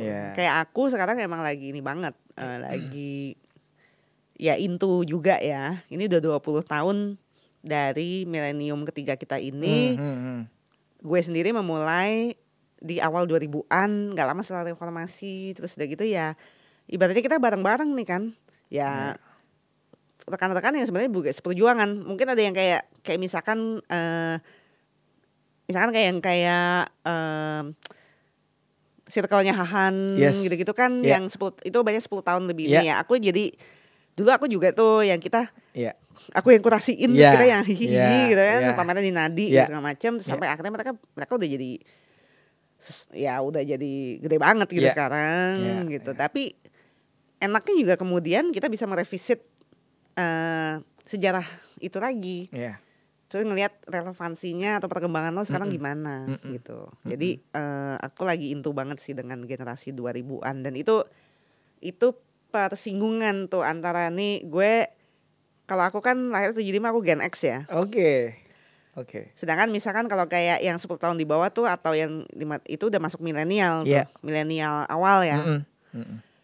Yang sekarang emerging itu udah Gen Z gitu. Gen Z ini terus kemudian aku kemarin di Biennale de Lyon aku sama bawa Ines Katamso. Ines mungkin udah milenial yang ke arah Gen Z gitu, dan mereka isu generasinya udah beda lagi gitu ya. Tentang serupa berupa mengolah bahan alam yang kemudian tentang krisis lingkungan kita gitu-gitu ya. Itu beda nih dengan Gen X gue yang dulu masih reformasi, serupa dengan misalkan sosial politik. Kayak gimana gitu kan, itu isu yang gue suka tuh kayak gitu. Dan buatku itu ya yang gue bilang tadi memperkaya itu ya, maksudnya praktek seni dan seniman ya di situ juga ini kurator ya, kurator yang sudah overthinking ginian gitu kan. Itu lekat gitu ya, how we live, how we grow, bagaimana generasi itu tumbuh, itu praktek seni itu sangat sebenarnya itu berpengaruh gitu. Saling memberi pengaruh, atau praktek seni itu merekam gitu sebenarnya gitu ya, perkembangan masyarakat, perubahan sosial. Itu yang kadang-kadang orang tahu itu penting tapi KPI-nya itu yang kadang-kadang nggak dilihat gitu ya. Nilai lebih di situnya itu yang kadang-kadang nggak dilihat. Pokoknya nanti viral. Gitu. Pameran banyak yang datang atau karyanya laku gitu ya. Masih nilai-nilai yang itu yang kemudian masih seolah kayaknya oleh para pembuat kebijakan masih dilihat lebih penting gitu ya. Padahal sebenarnya buat aku yang ini justru gitu ya. Karena kita ngomong sustainability, buat aku ya perputaran ide, semangat zaman atau dialog-dialog atau ya istilahnya penemuan-penemuan subkultur, perkembangannya itu yang justru sustain. Karena itu terus ada. Market kadang justru naik turun. Gitu. Tapi itu yang harusnya didukung karena itulah yang menggerakkan kalau buat aku ya. Ya kurator akhirnya salah satu yang kemudian berkontribut di situ gitu, di wilayah-wilayah intangible dan KPI-nya susah ini. Seniman mungkin kadang-kadang ya udah dia laku apa enggak gitu ya. Gitu. Tapi maksudnya abis itu kan enggak laku, ya udah pilihan lo nggak jadi seniman lagi. Gitu, atau lo jadi something else. Seniman jadi kurator juga ada. Nggak apa-apa. Gitu dong. Jadi memang kalau tadi kan sempat juga ada mention soal ada seniman jadi kurator juga. Nah ini aku mau coba bertanya adalah, sekarang ini mungkin banyak juga atau beberapa yang mungkin dia gampang melabeli kurator, itu bagaimana tuh kalau itu Mbak Wawa? Itu jujur gue dengarnya dari lo Dom. Iya. Enggak, maksudnya siapa ini sih? Enggak, bukan ini sebenarnya adalah enggak, soalnya ada itu aku pribadi enggak masalah karena kan juga sama halnya ketika ngelabelin kuratornya gimana caranya? Maksudnya melabelin itu konteks adalah baru bikin pameran sekali udah jadi kurator, itu maksudnya sih sebenarnya. Itu kan sebenarnya nggak, kalau aku pribadi nggak apa-apa ya, karena ada beberapa yang sedikit kayak kritikan kayak emang semudah itu jadi kurator gitu. Ada pertanyaan itu aja sih. Yang tadi sama halnya kita di awal yang soal asumsi publik aja ini gitu. Bahwa aku kurator sama halnya tadi menjual karya, terus ngomongin harga, sama halnya kalau sekarang, sekarang gampang banget ya jadi kurator gitu. Karena aku sendiri pun kemarin dijadiin kurator di pameran JV Malang gitu kan. Nah makanya jadi ada kalau aku kan aku sih nggak mempermasalahkan itu. Toh aku juga pernah melakukan itu gitu. Jujur sih Dom, buat gue nggak masalah. Iya sama, benar sama aku juga. Cuman aku memang mau bertanya apakah itu kayak jadi apa ya? Sekarang tuh jadi kayak obrolan yang sifatnya jadi biasa banget ya kayak gitu. Aku melihatnya mungkin sama saja misalkan kita melihat with all respect ya, misalnya Pak SBY ngelukis gitu. Iya. Siapa yang bisa ngelarang dia menjadi pelukis? Dan mungkin ya udah dia sudah punya karya ngelukis. Masalah penilaian dia bagus apa enggak itu terserah ya kita tahu. Betul. Dan sekarang gini aja sih Pak SBY, maksudnya ya kalau gitu Pak SBY komit ya jadi seniman lukis terus loh ya. Seperti pameran loh, gitu segala macam. Terus ke luar negeri nggak, residensi nggak, segala macam. Kalau nggak itu ya mungkin kalau gitu hobi aja, gitu. Mungkin sama aja. Sekali-sekali jadi kurator. Iya benar. Ya di sini kurator ya, maksudnya kalau aku itu balik ke komitmen masing-masing. Yes. Ya. Gitu. Jadi ya nggak apa-apa. Yes, betul. Nggak masalah gitu. Oke. Nah nih kalau perjalanan tadi Mbak Wa kan sampai ke era ya tadi udah kita obrolin sampai hampir 23 tahun difokus sebagai kurator. Ada impian gak sih kayak idaman yang kayak mengkurasi pameran tuh seperti apa idealnya sih? Banyak. Ada contohnya gak sih Mbak Wa yang pingin banget dan belum terrealisasikan? Pinginnya seperti apa sih yang benar ideal sebagai sosok si Mbak Farah Wardhani untuk mengkurasi gitu? Tuh banyak ya Dom. Banyak banget ya. Tapi ada dong pastinya yang pingin banget seperti ini karena ya inilah yang mungkin dari perjalanan dari dulu dan sekarang ilmu-ilmunya mau diterapkan lah di sini misalnya. National Gallery kemarin waktu di Singapura itu bagian juga mengkurasi atau gimana Mbak Wa? Iya, tapi aku lebih ke curatorial research karena itu sebetulnya dilinknya dengan arsip dan segala macam gitu. Nggak terlalu ke exhibition making. Makanya kan kita ada yang bagian-bagiannya juga ya. Tuh itu another topik tuh Dom. Yes. Gitu. Kurator juga kemudian kadang-kadang nggak cuma sekedar bikin pameran ya. Gitu kan. Jadi ada cabang-cabang lagi, sub-subnya lagi ya. Gitu. Tergantung berganti peran, tergantung itu. Makanya kalau di National Gallery itu dulu di sini kemudian misalkan yang fokusnya lebih ke karena ada juga misalkan kurator yang riset lalu kemudian dia nanti propose karya-karya yang untuk diakuisisi. Itu ada lagi. Nah, itu yang kadang-kadang dia harus riset harga gitu karena museumnya kan ini harganya berapa kalau mau dibeli kan kayak gitu. Itu ada satu. Ada yang nanti misalnya dia konsep doang gitu. Nanti exhibition makingnya yang kurator lain nanti nyerahinnya kayak exhibition designer. Nah itu ada jadi step by stepnya kayak tim produksian ya, tim produksi tim film kan juga gitu ya. Cuma memang mungkin kemudian ada head curatornya dan dia yang mungkin udah nggak hands on kemana-mana, itu benar dia yang udah sutradaranya lah kayak gitu. Itu ada juga itu cabang-cabangnya udah banyak. Jadi aku juga banyak belajar tentang kekuratoran atau istilahnya kerja kurator di museum gitu, itu di pas National Gallery kemarin. Tapi tunggu, menjawab pertanyaanmu, idealnya? Susah ya? Pasti ada dong. Yang maksudnya banget. Gini, mau kayak gimana ya? Atau dengan seniman siapa atau itu gimana tuh? Udah include dong semuanya, Mbak. Tapi nggak usah nyebut seniman siapa. Kita nggak usah nyebut. Aku jarang melihat jadi yang belum ya ini dengan skill atau skill serta pengalaman yang terkumpul juga di aku gitu. Kayak sekarang nih misalkan pameran banyak desain dengan teknologi imersif gitu ya. Kalau buat aku itu ya ada kerja kuratornya juga, tapi itu udah lain tuh gitu. Jadi aku yang experience pameran buat aku tuh masih bisa sebenarnya dengan tetap dengan kayak ya akhirnya yang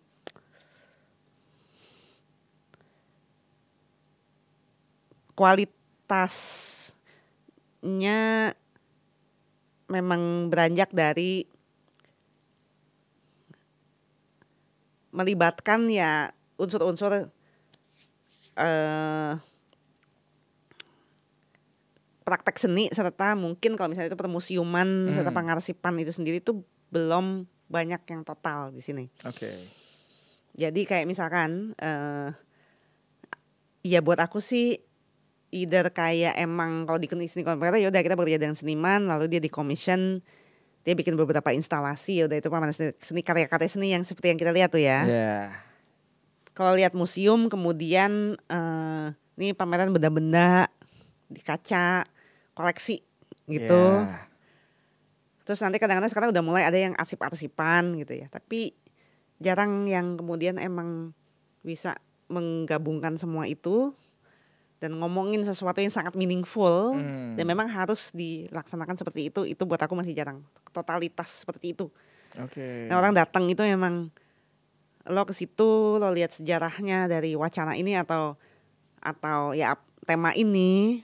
Lo lihat arsipnya, lo lihat koleksinya dikurasi kayak gimana, tapi juga kemudian ada ada pengkaryaan katakanlah respon atau intervensi seni rupa kontemporer di situ yang berdasarkan si tema itu juga. Jadi itu semua saling berdialog gitu. Nanti ada media artnya sedikit juga bisa gitu ya, kayak gitu. Itu tuh yang total kayak gitu, itu aku masih jarang melihat di sini dan aku masih maksudnya ya itu jarang kayak gitu. Yang buat aku mungkin kalau ngomong idealnya kerja kurator yang total bisa sampai kayak gitu, ya itu masih pengen gitu ya, masih jadi aspirasi ya gitu. Itu masih pingin banget dan memang belum pernah terlihat ada di Indonesia ini ya. Ada. Tapi nggak banyak. Ini contoh aja deh gitu. Kayak misalkan di luar, nggak usah itu nggak usah harus wacana yang berat-berat banget gitu ya tentang sejarah kolonial, bukan itu satu seniman aja. Jadi sekarang sih mungkin udah ada kayak gitu ya. Jadi misalnya seniman retrospektif, kayak kemarin Cabib bikin yang Bu Nunung gitu kan, bisa ada karya-karyanya panjang, bisa ada arsip dikit terus sama timeline gitu. Itu udah langkah ke situ tuh gitu. Tapi kalau ngelihat salah satu tuh yang aku cukup masih sampai sekarang masih wah gila ini keren banget pamerannya tuh itu di New York. Pamerannya Agnes Denes. Gue susah tuh nyebut spelling namanya pokoknya ini Agnes Denes. Dia seniman konseptual Amerika dari 70-an. Dia dari 70-an itu udah ngolah seni rupa lingkungan tuh Dom. Dia udah ngomongin jadi seniman bekerja nggak cuma di studio tapi juga kemudian seniman bikin urban farming di New York yang kayak gitu. Jadi dia ngolah itu sampai ya jadi kerjanya konseptual antara dia bikin instalasi antara dia kemudian dia bikin penemuan kayak misalkan soal urban farming agrikultur di tengah kota segala macam gitu. Jadi dia ngomong tentang lingkungan. Tapi secara estetik tuh juga kelar gitu Dom. Bukannya cuma kayak misalkan terus bikin sawah-sawahan bukan di galeri di bawah ada sawah. Karyanya tuh jadi ada unsur arsitekturalnya juga, ada avant-garde-nya juga. Gue susah sih menyebutkannya ya, tapi nanti bisa di Google aja. Dan pamerannya tuh ngebawa semua arsipnya. Dia pernah bikin film, dia ada dokumenter tentang dia juga. Terus ada dan instalasi dia sama terus kemudian dibawa tuh yang dia pernah bikin kayak di Brooklyn atau apa. Ya itu emang kayak bikin instalasi kayak ada sawah dibawa di galeri tapi itu spektakuler banget gitu loh. Tapi bukan yang spektakuler immersifan. You know I know gitu ya. Itu karya gitu dan itu juga kemudian itu gue kan tahun 2019 dan itu kayaknya wacana tentang climate change. Sekarang kan jadi tentang seni dan ekologi kan lagi ini banget ya, booming banget ya. Makanya yang gue bilang kayak Gen Z sekarang kemudian it's a thing banget lah tentang lingkungan dan praktek seni. Ya itu gimana gitu kan merespon krisis tentang itu.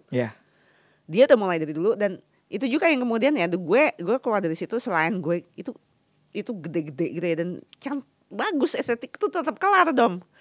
Gitu ya. Estetik itu tetap kelar lo istilahnya lo tetap nggak bisa bikin sendiri nih gitu ya. Ibaratnya kan gitu. Gitu ya. Aduh tetap instalasi atau apa kita karya kita mikir ini gue sendiri bisa gitu kan ada ini lo nggak ada gitu ya.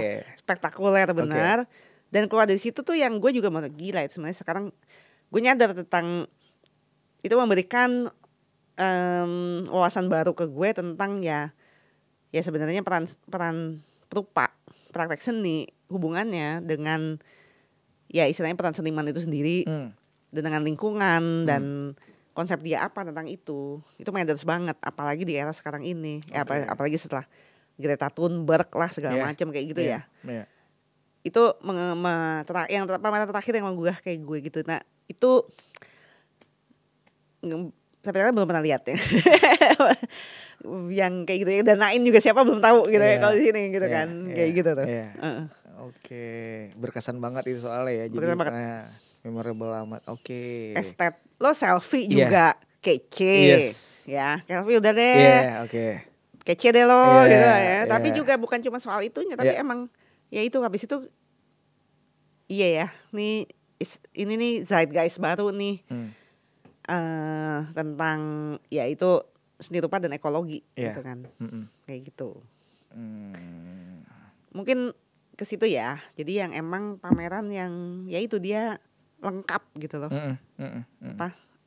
Itu pasti kerja kurator bener. Buat gue itu kerja kurator bener. Ya, gitu. Itulah contohnya ya. Oke.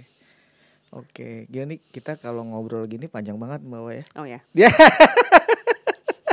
Tapi gak apa-apa, seru banget. Pusing gak dong? Enggak dong, ya? Seru dong. Justru banyak banget yang aku dapet gitu. Nanti kan tinggal dirangkum-rangkum, edit-edit kan? Enggak dong, kita unsensor pokoknya. Udah. Unsensor, okay. Kan kita juga gak ada ngomongin pihak-pihak yang dirugikan, gak ada. Kita memang bagaimana sharing knowledge. Bukan soal sensor, maksudnya kadang-kadang juga suka gitu ya, ngobrol seni. Udah gue coba pengen diarahin lebih gampang gini, tapi ujung-ujungnya ya emang nanti wah lo gila ya orang seni ngomongnya ngawang-ngawang banget. Tapi memang kita gini sih ya. Ini yang gue bilang KPI-nya susah gitu. Nggak apa-apa. Seru tapi. Gitu. Tapi apa yang kita obrolkan masih di track bahwa si kuratorial ini gitu nggak melenceng jauh gitu. Meskipun tadi kita ada unsur sedikit ngomongin kebudayaan, kementerian ya, tapi relate juga gitu. Gitu. Kalau nih sebelum berakhir nih Mbak Wawa ya. Bagi sedikit dong bagaimana sih misalnya kalau ada memang dari penonton ini yang mau berkarir di kurator. Sebenarnya apa sih kuncinya sebenarnya gitu. Bagi dikit aja gitu. Kalau sekarang lebih gampang. Ya ekosistemnya udah ada wadah-wadah gitu ya. Kalau aku mungkin tiga hal yang bisa dimulai satu-satu dulu atau tiga-tiganya sekaligus tergantung waktu dan energi dan semangat ya masing-masing. Yang satu adalah menulis. Menulis. Jadi menulis aja. Jadi ngeliat pameran apa, ibaratnya bukan selfie tapi lo nulis. Jadi dia datang ke suatu galeri, ada pameran, dia melihat semua. Mencoba membaca aja pameran itu gitu ya. Ya akhirnya diterbitin di mana ya sekarang misalkan ada whiteboard, ada online magazine lah banyak. Iyalah. Atau di Instagramnya sendiri pun nggak masalah. Dimanapun, Facebook kayak whatever, gitu kan. Satu menulis, yang satu adalah berjejaring. Berjejaring kemudian akhirnya membangun komunitas. Itu komunitas dengan seniman atau sesama penulis juga atau penggerak lah gitu. Yang ketiga adalah ya magang aja. Aku dulu magang loh di Cemeti. Awal-awal ya. Jadi gue lupa juga cerita ya. Ya coba sedikit. Yang gue bilang gue nggak tahu ngapain terus akhirnya itu di era pulang dari London. Oke. Ya kan nggak tahu mau ngapain. Iya benar. Terus gue mikir, oh ya udah deh, gue tinggal gue nih kayaknya asik nih ya, Cemeti udah kenal-kenal juga sama Mbak Mela gitu-gitu kan. Tapi Farah, kamu yakin kamu mau magang? Kamu kan master gini-gini, nggak apa-apa. Ini gue cari alasan aja gitu. Okay. Tapi dari situ aku jadi tahu gitu. Oh gini toh, mau manage ruang seni gitu-gitu ya. Either magang atau misalkan jadi manager atau junior manager whatever deh gitu ya. Pokoknya tahu lah. Jadi itu either magang manajemen, kerja jaring, menulis. Kalau bisa 2 di antara 3 syukur, kalau bisa 3-3-nya lah so bagus. Atau ya salah satu dulu aja yang mana. Bahwa harus sekolah tuh penting gak? Apa? Sekolah. Yang tadi kita ngomong di awal bahwa ada ITB yang memfasilitasi untuk menjadi kurator misalnya. Jujur ke gue ya? Iya. Buat gue gak. Kenapa Mbak? Boleh sedikit gak informasi kenapa sih? Maksudnya bukan berarti nggak penting. Iya, beda nih soalnya, beda ya. Ini lebih perspektif bahwa mungkin nggak juga jadi utama. Nggak harus. Ya, nggak harus. Bukan nggak penting. Yes. Maksudnya it's better memang. Oke, gini nyebutnya.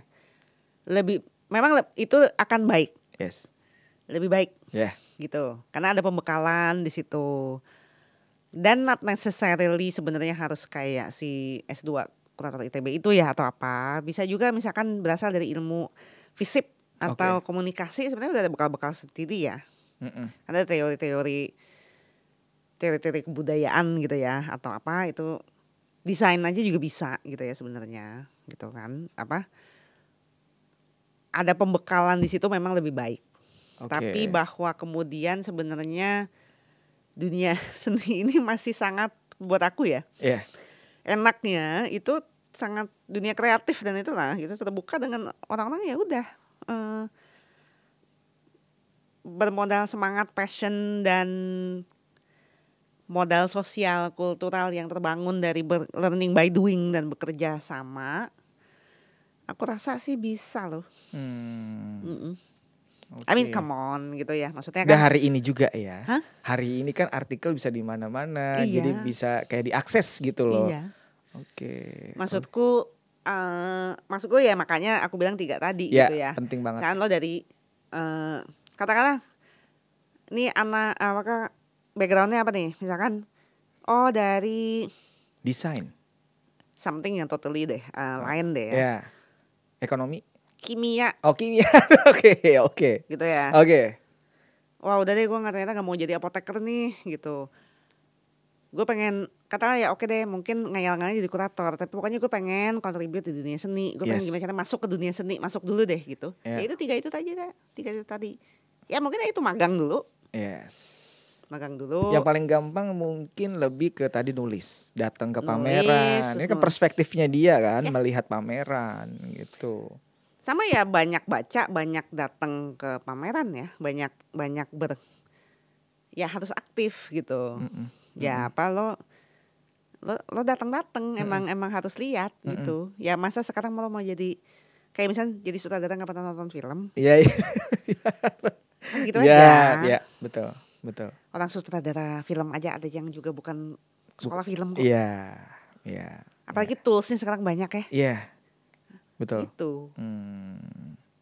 Oke. Maksudnya mau modal nekatan juga sebenarnya bisa gitu. Nobody is actually holding you back kalau buat aku sih gitu. Aku bukan tipe orang yang kau harus. Kau bukan orang yang layak. Aku nggak gitu ya. Tapi ya lebih baik. Yes. Dan toolsnya sekarang banyak gitu. Maksudnya bukan harus S2 juga, tapi misalkan online class atau sekarang banyak short coach, join komunitas gitu-gitu kan. Gitu. Itu banyak toolsnya. Benar. Banyak sarananya, banyak ruangnya gitu. Jadi atau ya misalkan di galeri jadi sales dulu. Gak apa-apa juga loh. Atau jadi volunteer jaga pameran aja dulu. Volunteer jaga pameran. Iya, basic dulu kan. Betul. Dari situ nanti ada interaksi antara seniman dengan audiens gitu. Betul. Iya kan. Gitu. Oke. Itu jadi cukup 3 tadi sebenarnya untuk bisa. Kalau buat aku, jadi dari ya. situ modal sosial kultural lah gitu ya. Nah abis itu kemudian ternyata ada nih, nanti udah magang-magang, abis itu atau nanti udah nulis-nulis, abis itu bisa nih sempat S2 ITB gitu, silakan gitu ya, kayak gitu. Yes. Mantap. Berarti memang itu adalah kunci untuk kita bisa meraih bahwa ini bisa di jalur psikurator dengan 3 tadi ya. Kalau aku itu. Ya. Bahwa ya aku nggak tahu, aku bahkan merasa itu mungkin sebenarnya sangat konvensional dan kuno. Ya kayak sekarang aku ngelihat banyak vlog, iya. Apa konten kreator ngomongin seni. Iya. Wih. Iya. Gila yang like ribuan loh. Yes. Anjir. Iya. Betul. Kayaknya lebih pinter deh kalian tuh. Milenial Gen Z kalian tuh lebih pinter. Lebih bisa memahami media yang dipakai. Oh gini. Iya betul. Maksudnya tapi kalau aku tua, saya masih percaya dengan cara-cara yang ya sebenarnya buat aku disipliner gitu ya.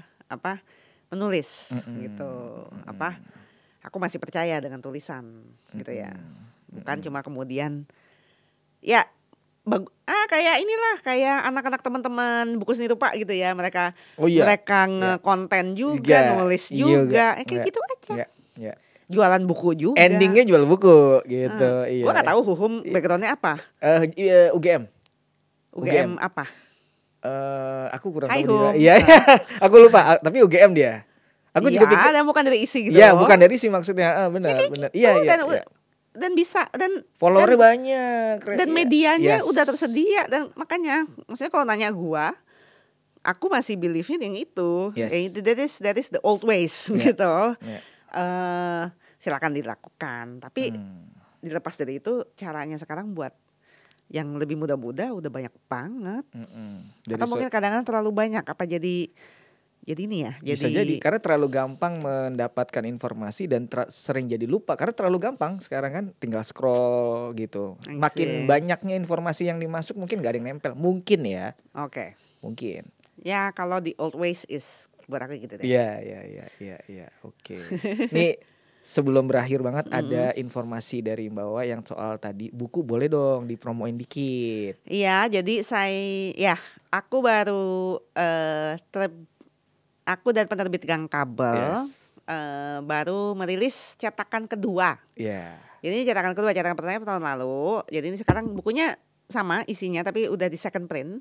Itu Skena 2000 Berkas Seni Rupa Indonesia 2002-2023 dan baru rilis nih.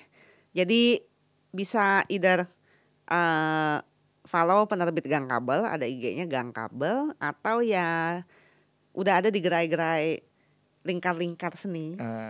Kantong-kantong kebudayaan. Kantong-kantong kebudayaan. Ya, macan juga ada. Terus yang kita mau bakal ada ngobrolan di kios Ojo Keos. Yang teman-teman efek rumah kaca itu kan yang bikin di Jogja pastinya. Buku Aki dan semuanya. Jadi tinggal follow aja itu atau ya follow Gang Kabel, itu nanti cara pemesanannya itu gampang lah gitu ya. Tinggal ikuti informasinya aja. Tapi Skena 2000, nah itu yang sebenarnya kumpulan tulisanku dari awal-awal mengkurasi itu ya. Bergiat di kesenian. Jadi dan di dalamnya juga nggak necessary harus seni rupa, juga ada juga aku tentang perjalanan teater garasi, art jok, karena ngikutin dari awal-awal, tentang arsip, tentang seniman perempuan. Jadi yang buat aku yang membentuk kemudian berbagai fenomena yang terjadi selama 20 tahun terakhir di ekosistem seni rupa. Kenal Domi juga di antara itu. Iya. Jadi sebenarnya buku ini juga penting untuk yang tadi 3 kunci. Ketika udah membeli buku makin mantep tuh. Jadi bisa nulis karena ada referensi. Jadi itu 4 beli buku. Iya, jadi karena makin kuat nih ya kan, ada contoh-contohnya. Iya, benar-benar. Dan itu buku ini ya itu makanya aku bilang pertama kayak menulis ya, aku mengawalnya dengan menulis sesimpel itu. Oke. Gitu. Jadi ini kayak rangkuman semua tulisan yang pernah ada di katalog-katalog. Yes. Selected, tetap selected. Ya, saking banyaknya dan ini yang terbaik lah gitu pastinya dong. Yang dianggap masih relevan. Ya, oke. Jadi kumpulannya dalam satu kitab itu ya, berarti kitab skena gitu ya. Oke. Kitab skena. Kita menyebutnya berkas. Berkas. Oke. Karena semua terkumpul dalam satu Iya. buku. Di Oke. situ. Dan sudah edisi kedua. Berarti laris banget ya di satu ya? Cetakan kedua. Oke. Berapa buku yang ke cetakan kedua itu total, Mbak? Apanya? Berapa cetakan total? Aku lupa ya. 1000 ada gak sih? Lebih? Sebenarnya nggak nyampe. Jadi sebenarnya kan emang sifatnya juga penerbit indie. Oke. Aku lupa berapa, mungkin 500 ya. 500-an. Gitu ya. Oke. Limited Jadi, edition juga ya, collectible dong. collectible banget. Oke. Jadi jadi emang targetnya emang tiap tahun itu ngeprint lagi. Jadi target yang tercapai dari tahun lalu dan cetakan kedua ganti cover. Oke. Jadi kalau yang cetakan Pertama, pertama itu covernya karyanya seniman teman baik saya R.E. Hartanto. oke. Yang sekarang covernya ganti. Yes. Siapa dia? Dengan karyanya Syagini Ratnawulan. Oke, Gitu. karya Cagi, iya. Ya, teman baik saya juga dan maksudnya itu makanya yang sebelumnya mungkin masih ada sisa-sisa di mana itu menjadi collectible. Oke, makanya dia juga jangan sampai kelewatan untuk mengoleksi karena bakal jadi collectible lagi yang kedua. Bakal jadi collectible yang kedua dan nanti moga-moga tahun depan udah yang keluar lagi dengan cover yang baru. Jadi konsepnya emang kayak gitu. Oh, oke. Setiap tahun dengan cover yang berbeda. Yang beda, tapi memang dari seniman generasi skena 2000. 2000-an. 2000-an Oke, gitu. oke. Bukan yang tiba-tiba jadi Sujoyono Iya, gitu. terlalu jauh. Terlalu jauh.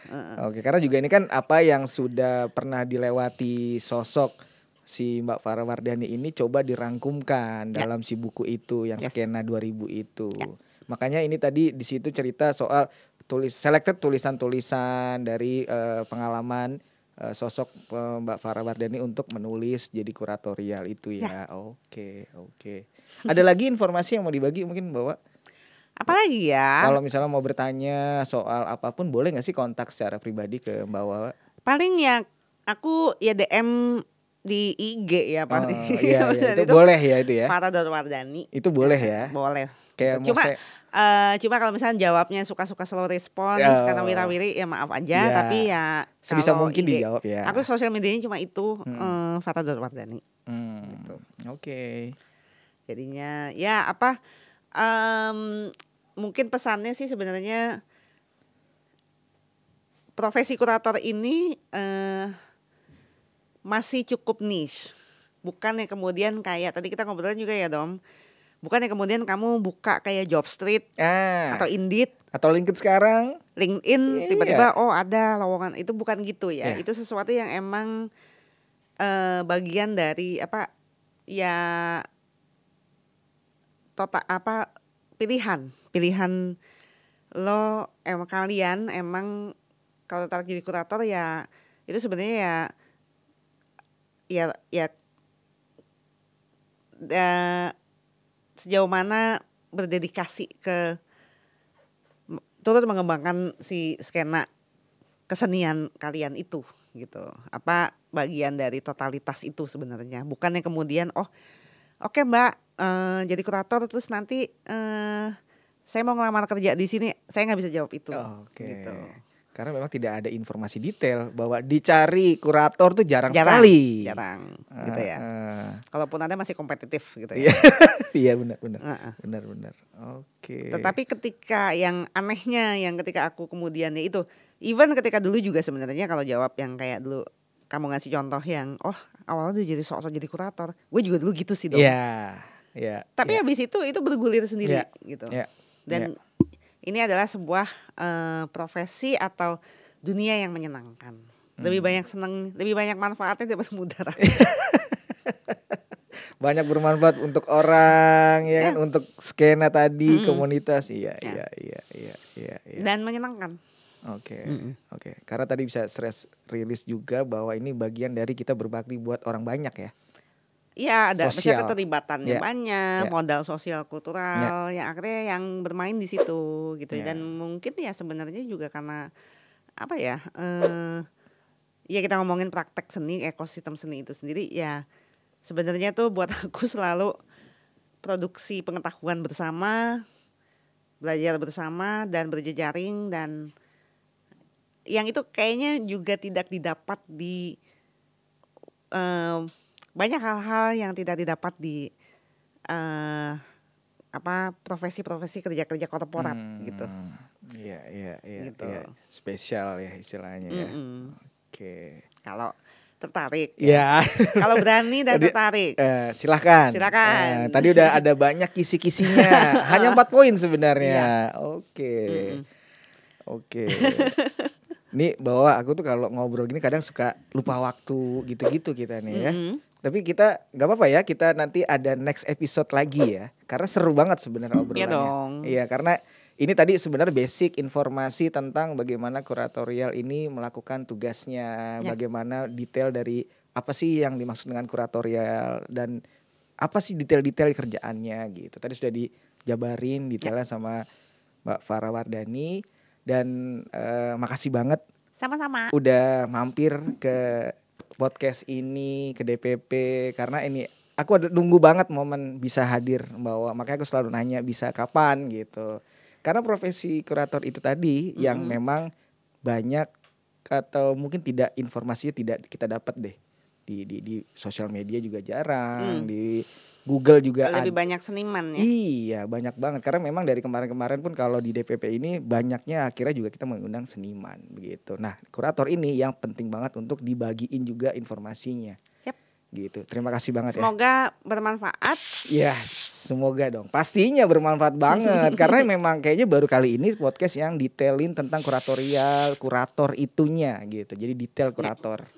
Gitu, dan ada sosok Mbak Farah Wardani yang menjelaskan, membeberkan detailnya, kisi-kisinya, dan menurutku ini dalam banget sih obrolannya. Thank you Dom. Dan semoga tidak bikin bingung. Enggak, aman. Aku sih seneng karena cukup detail dan ini kayak informasi yang lumayan sangat bisa aku dapat karena jarang banget aku dapat yang sedetail ini gitu Mbak. Oke. Terima kasih banget ya. Thank you Dom. Mbak Farah, nanti kita ngobrol lagi, aku mau closing dikit. Siap. Terima kasih teman-teman. Tadi kita udah dengerin spesial informasi dari Mbak Farah Wardani yang dimana tadi detailing dari soal jernihnya sedikit informasi dan juga bagaimana sih sampai akhirnya ke tahap jadi kurator dan juga detail-detail kurator itu seperti apa, sampai tadi ujungnya juga membagikan informasi ada 4 dari sebenarnya informasi untuk mau jadi kurator itu ya. Tadi pertama adalah kalian bisa teman-teman belajar dulu menulis dengan datang ke pameran-pameran. Lalu kedua itu ada berjejaring dengan komunitas, seniman atau mungkin owner galeri dan ekosistem di seni rupa.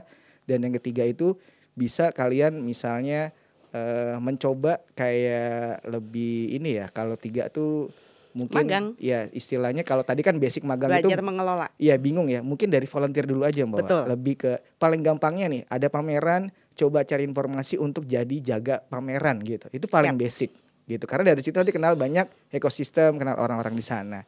Dan yang terakhir ada paling penting, langsung aja dapetin buku Skena 2000. Itu ada tadi di Geng Kabel dan juga bisa ada follow aja Mbak Farah Wardani di farah.wardani ya. Itu detail banget informasinya. Terima kasih informasi. Tambahan silakan. Kalau yang nomor 2 berjejaring banyak juga belajar dari Irvin Domi. Oh, aduh, terima kasih. Paling jago. Ya, terima kasih itu. Terima kasih ya Mbak Farah Wardani. Pokoknya jangan lupa langsung aja cek di Instagramnya ada farah.wardani, informasinya detail di sana buat belajar tentang kurator khususnya. Dan juga ada di Metur Indonesia, itu share, like, komen di YouTube dan Instagramnya metur.idn. Terima kasih Mbak Wawa. Thank you Dom. Terima kasih. Thank you semua. Sama-sama. Terima kasih. Thank you Cur. Yes, terima kasih. Bye. Bye.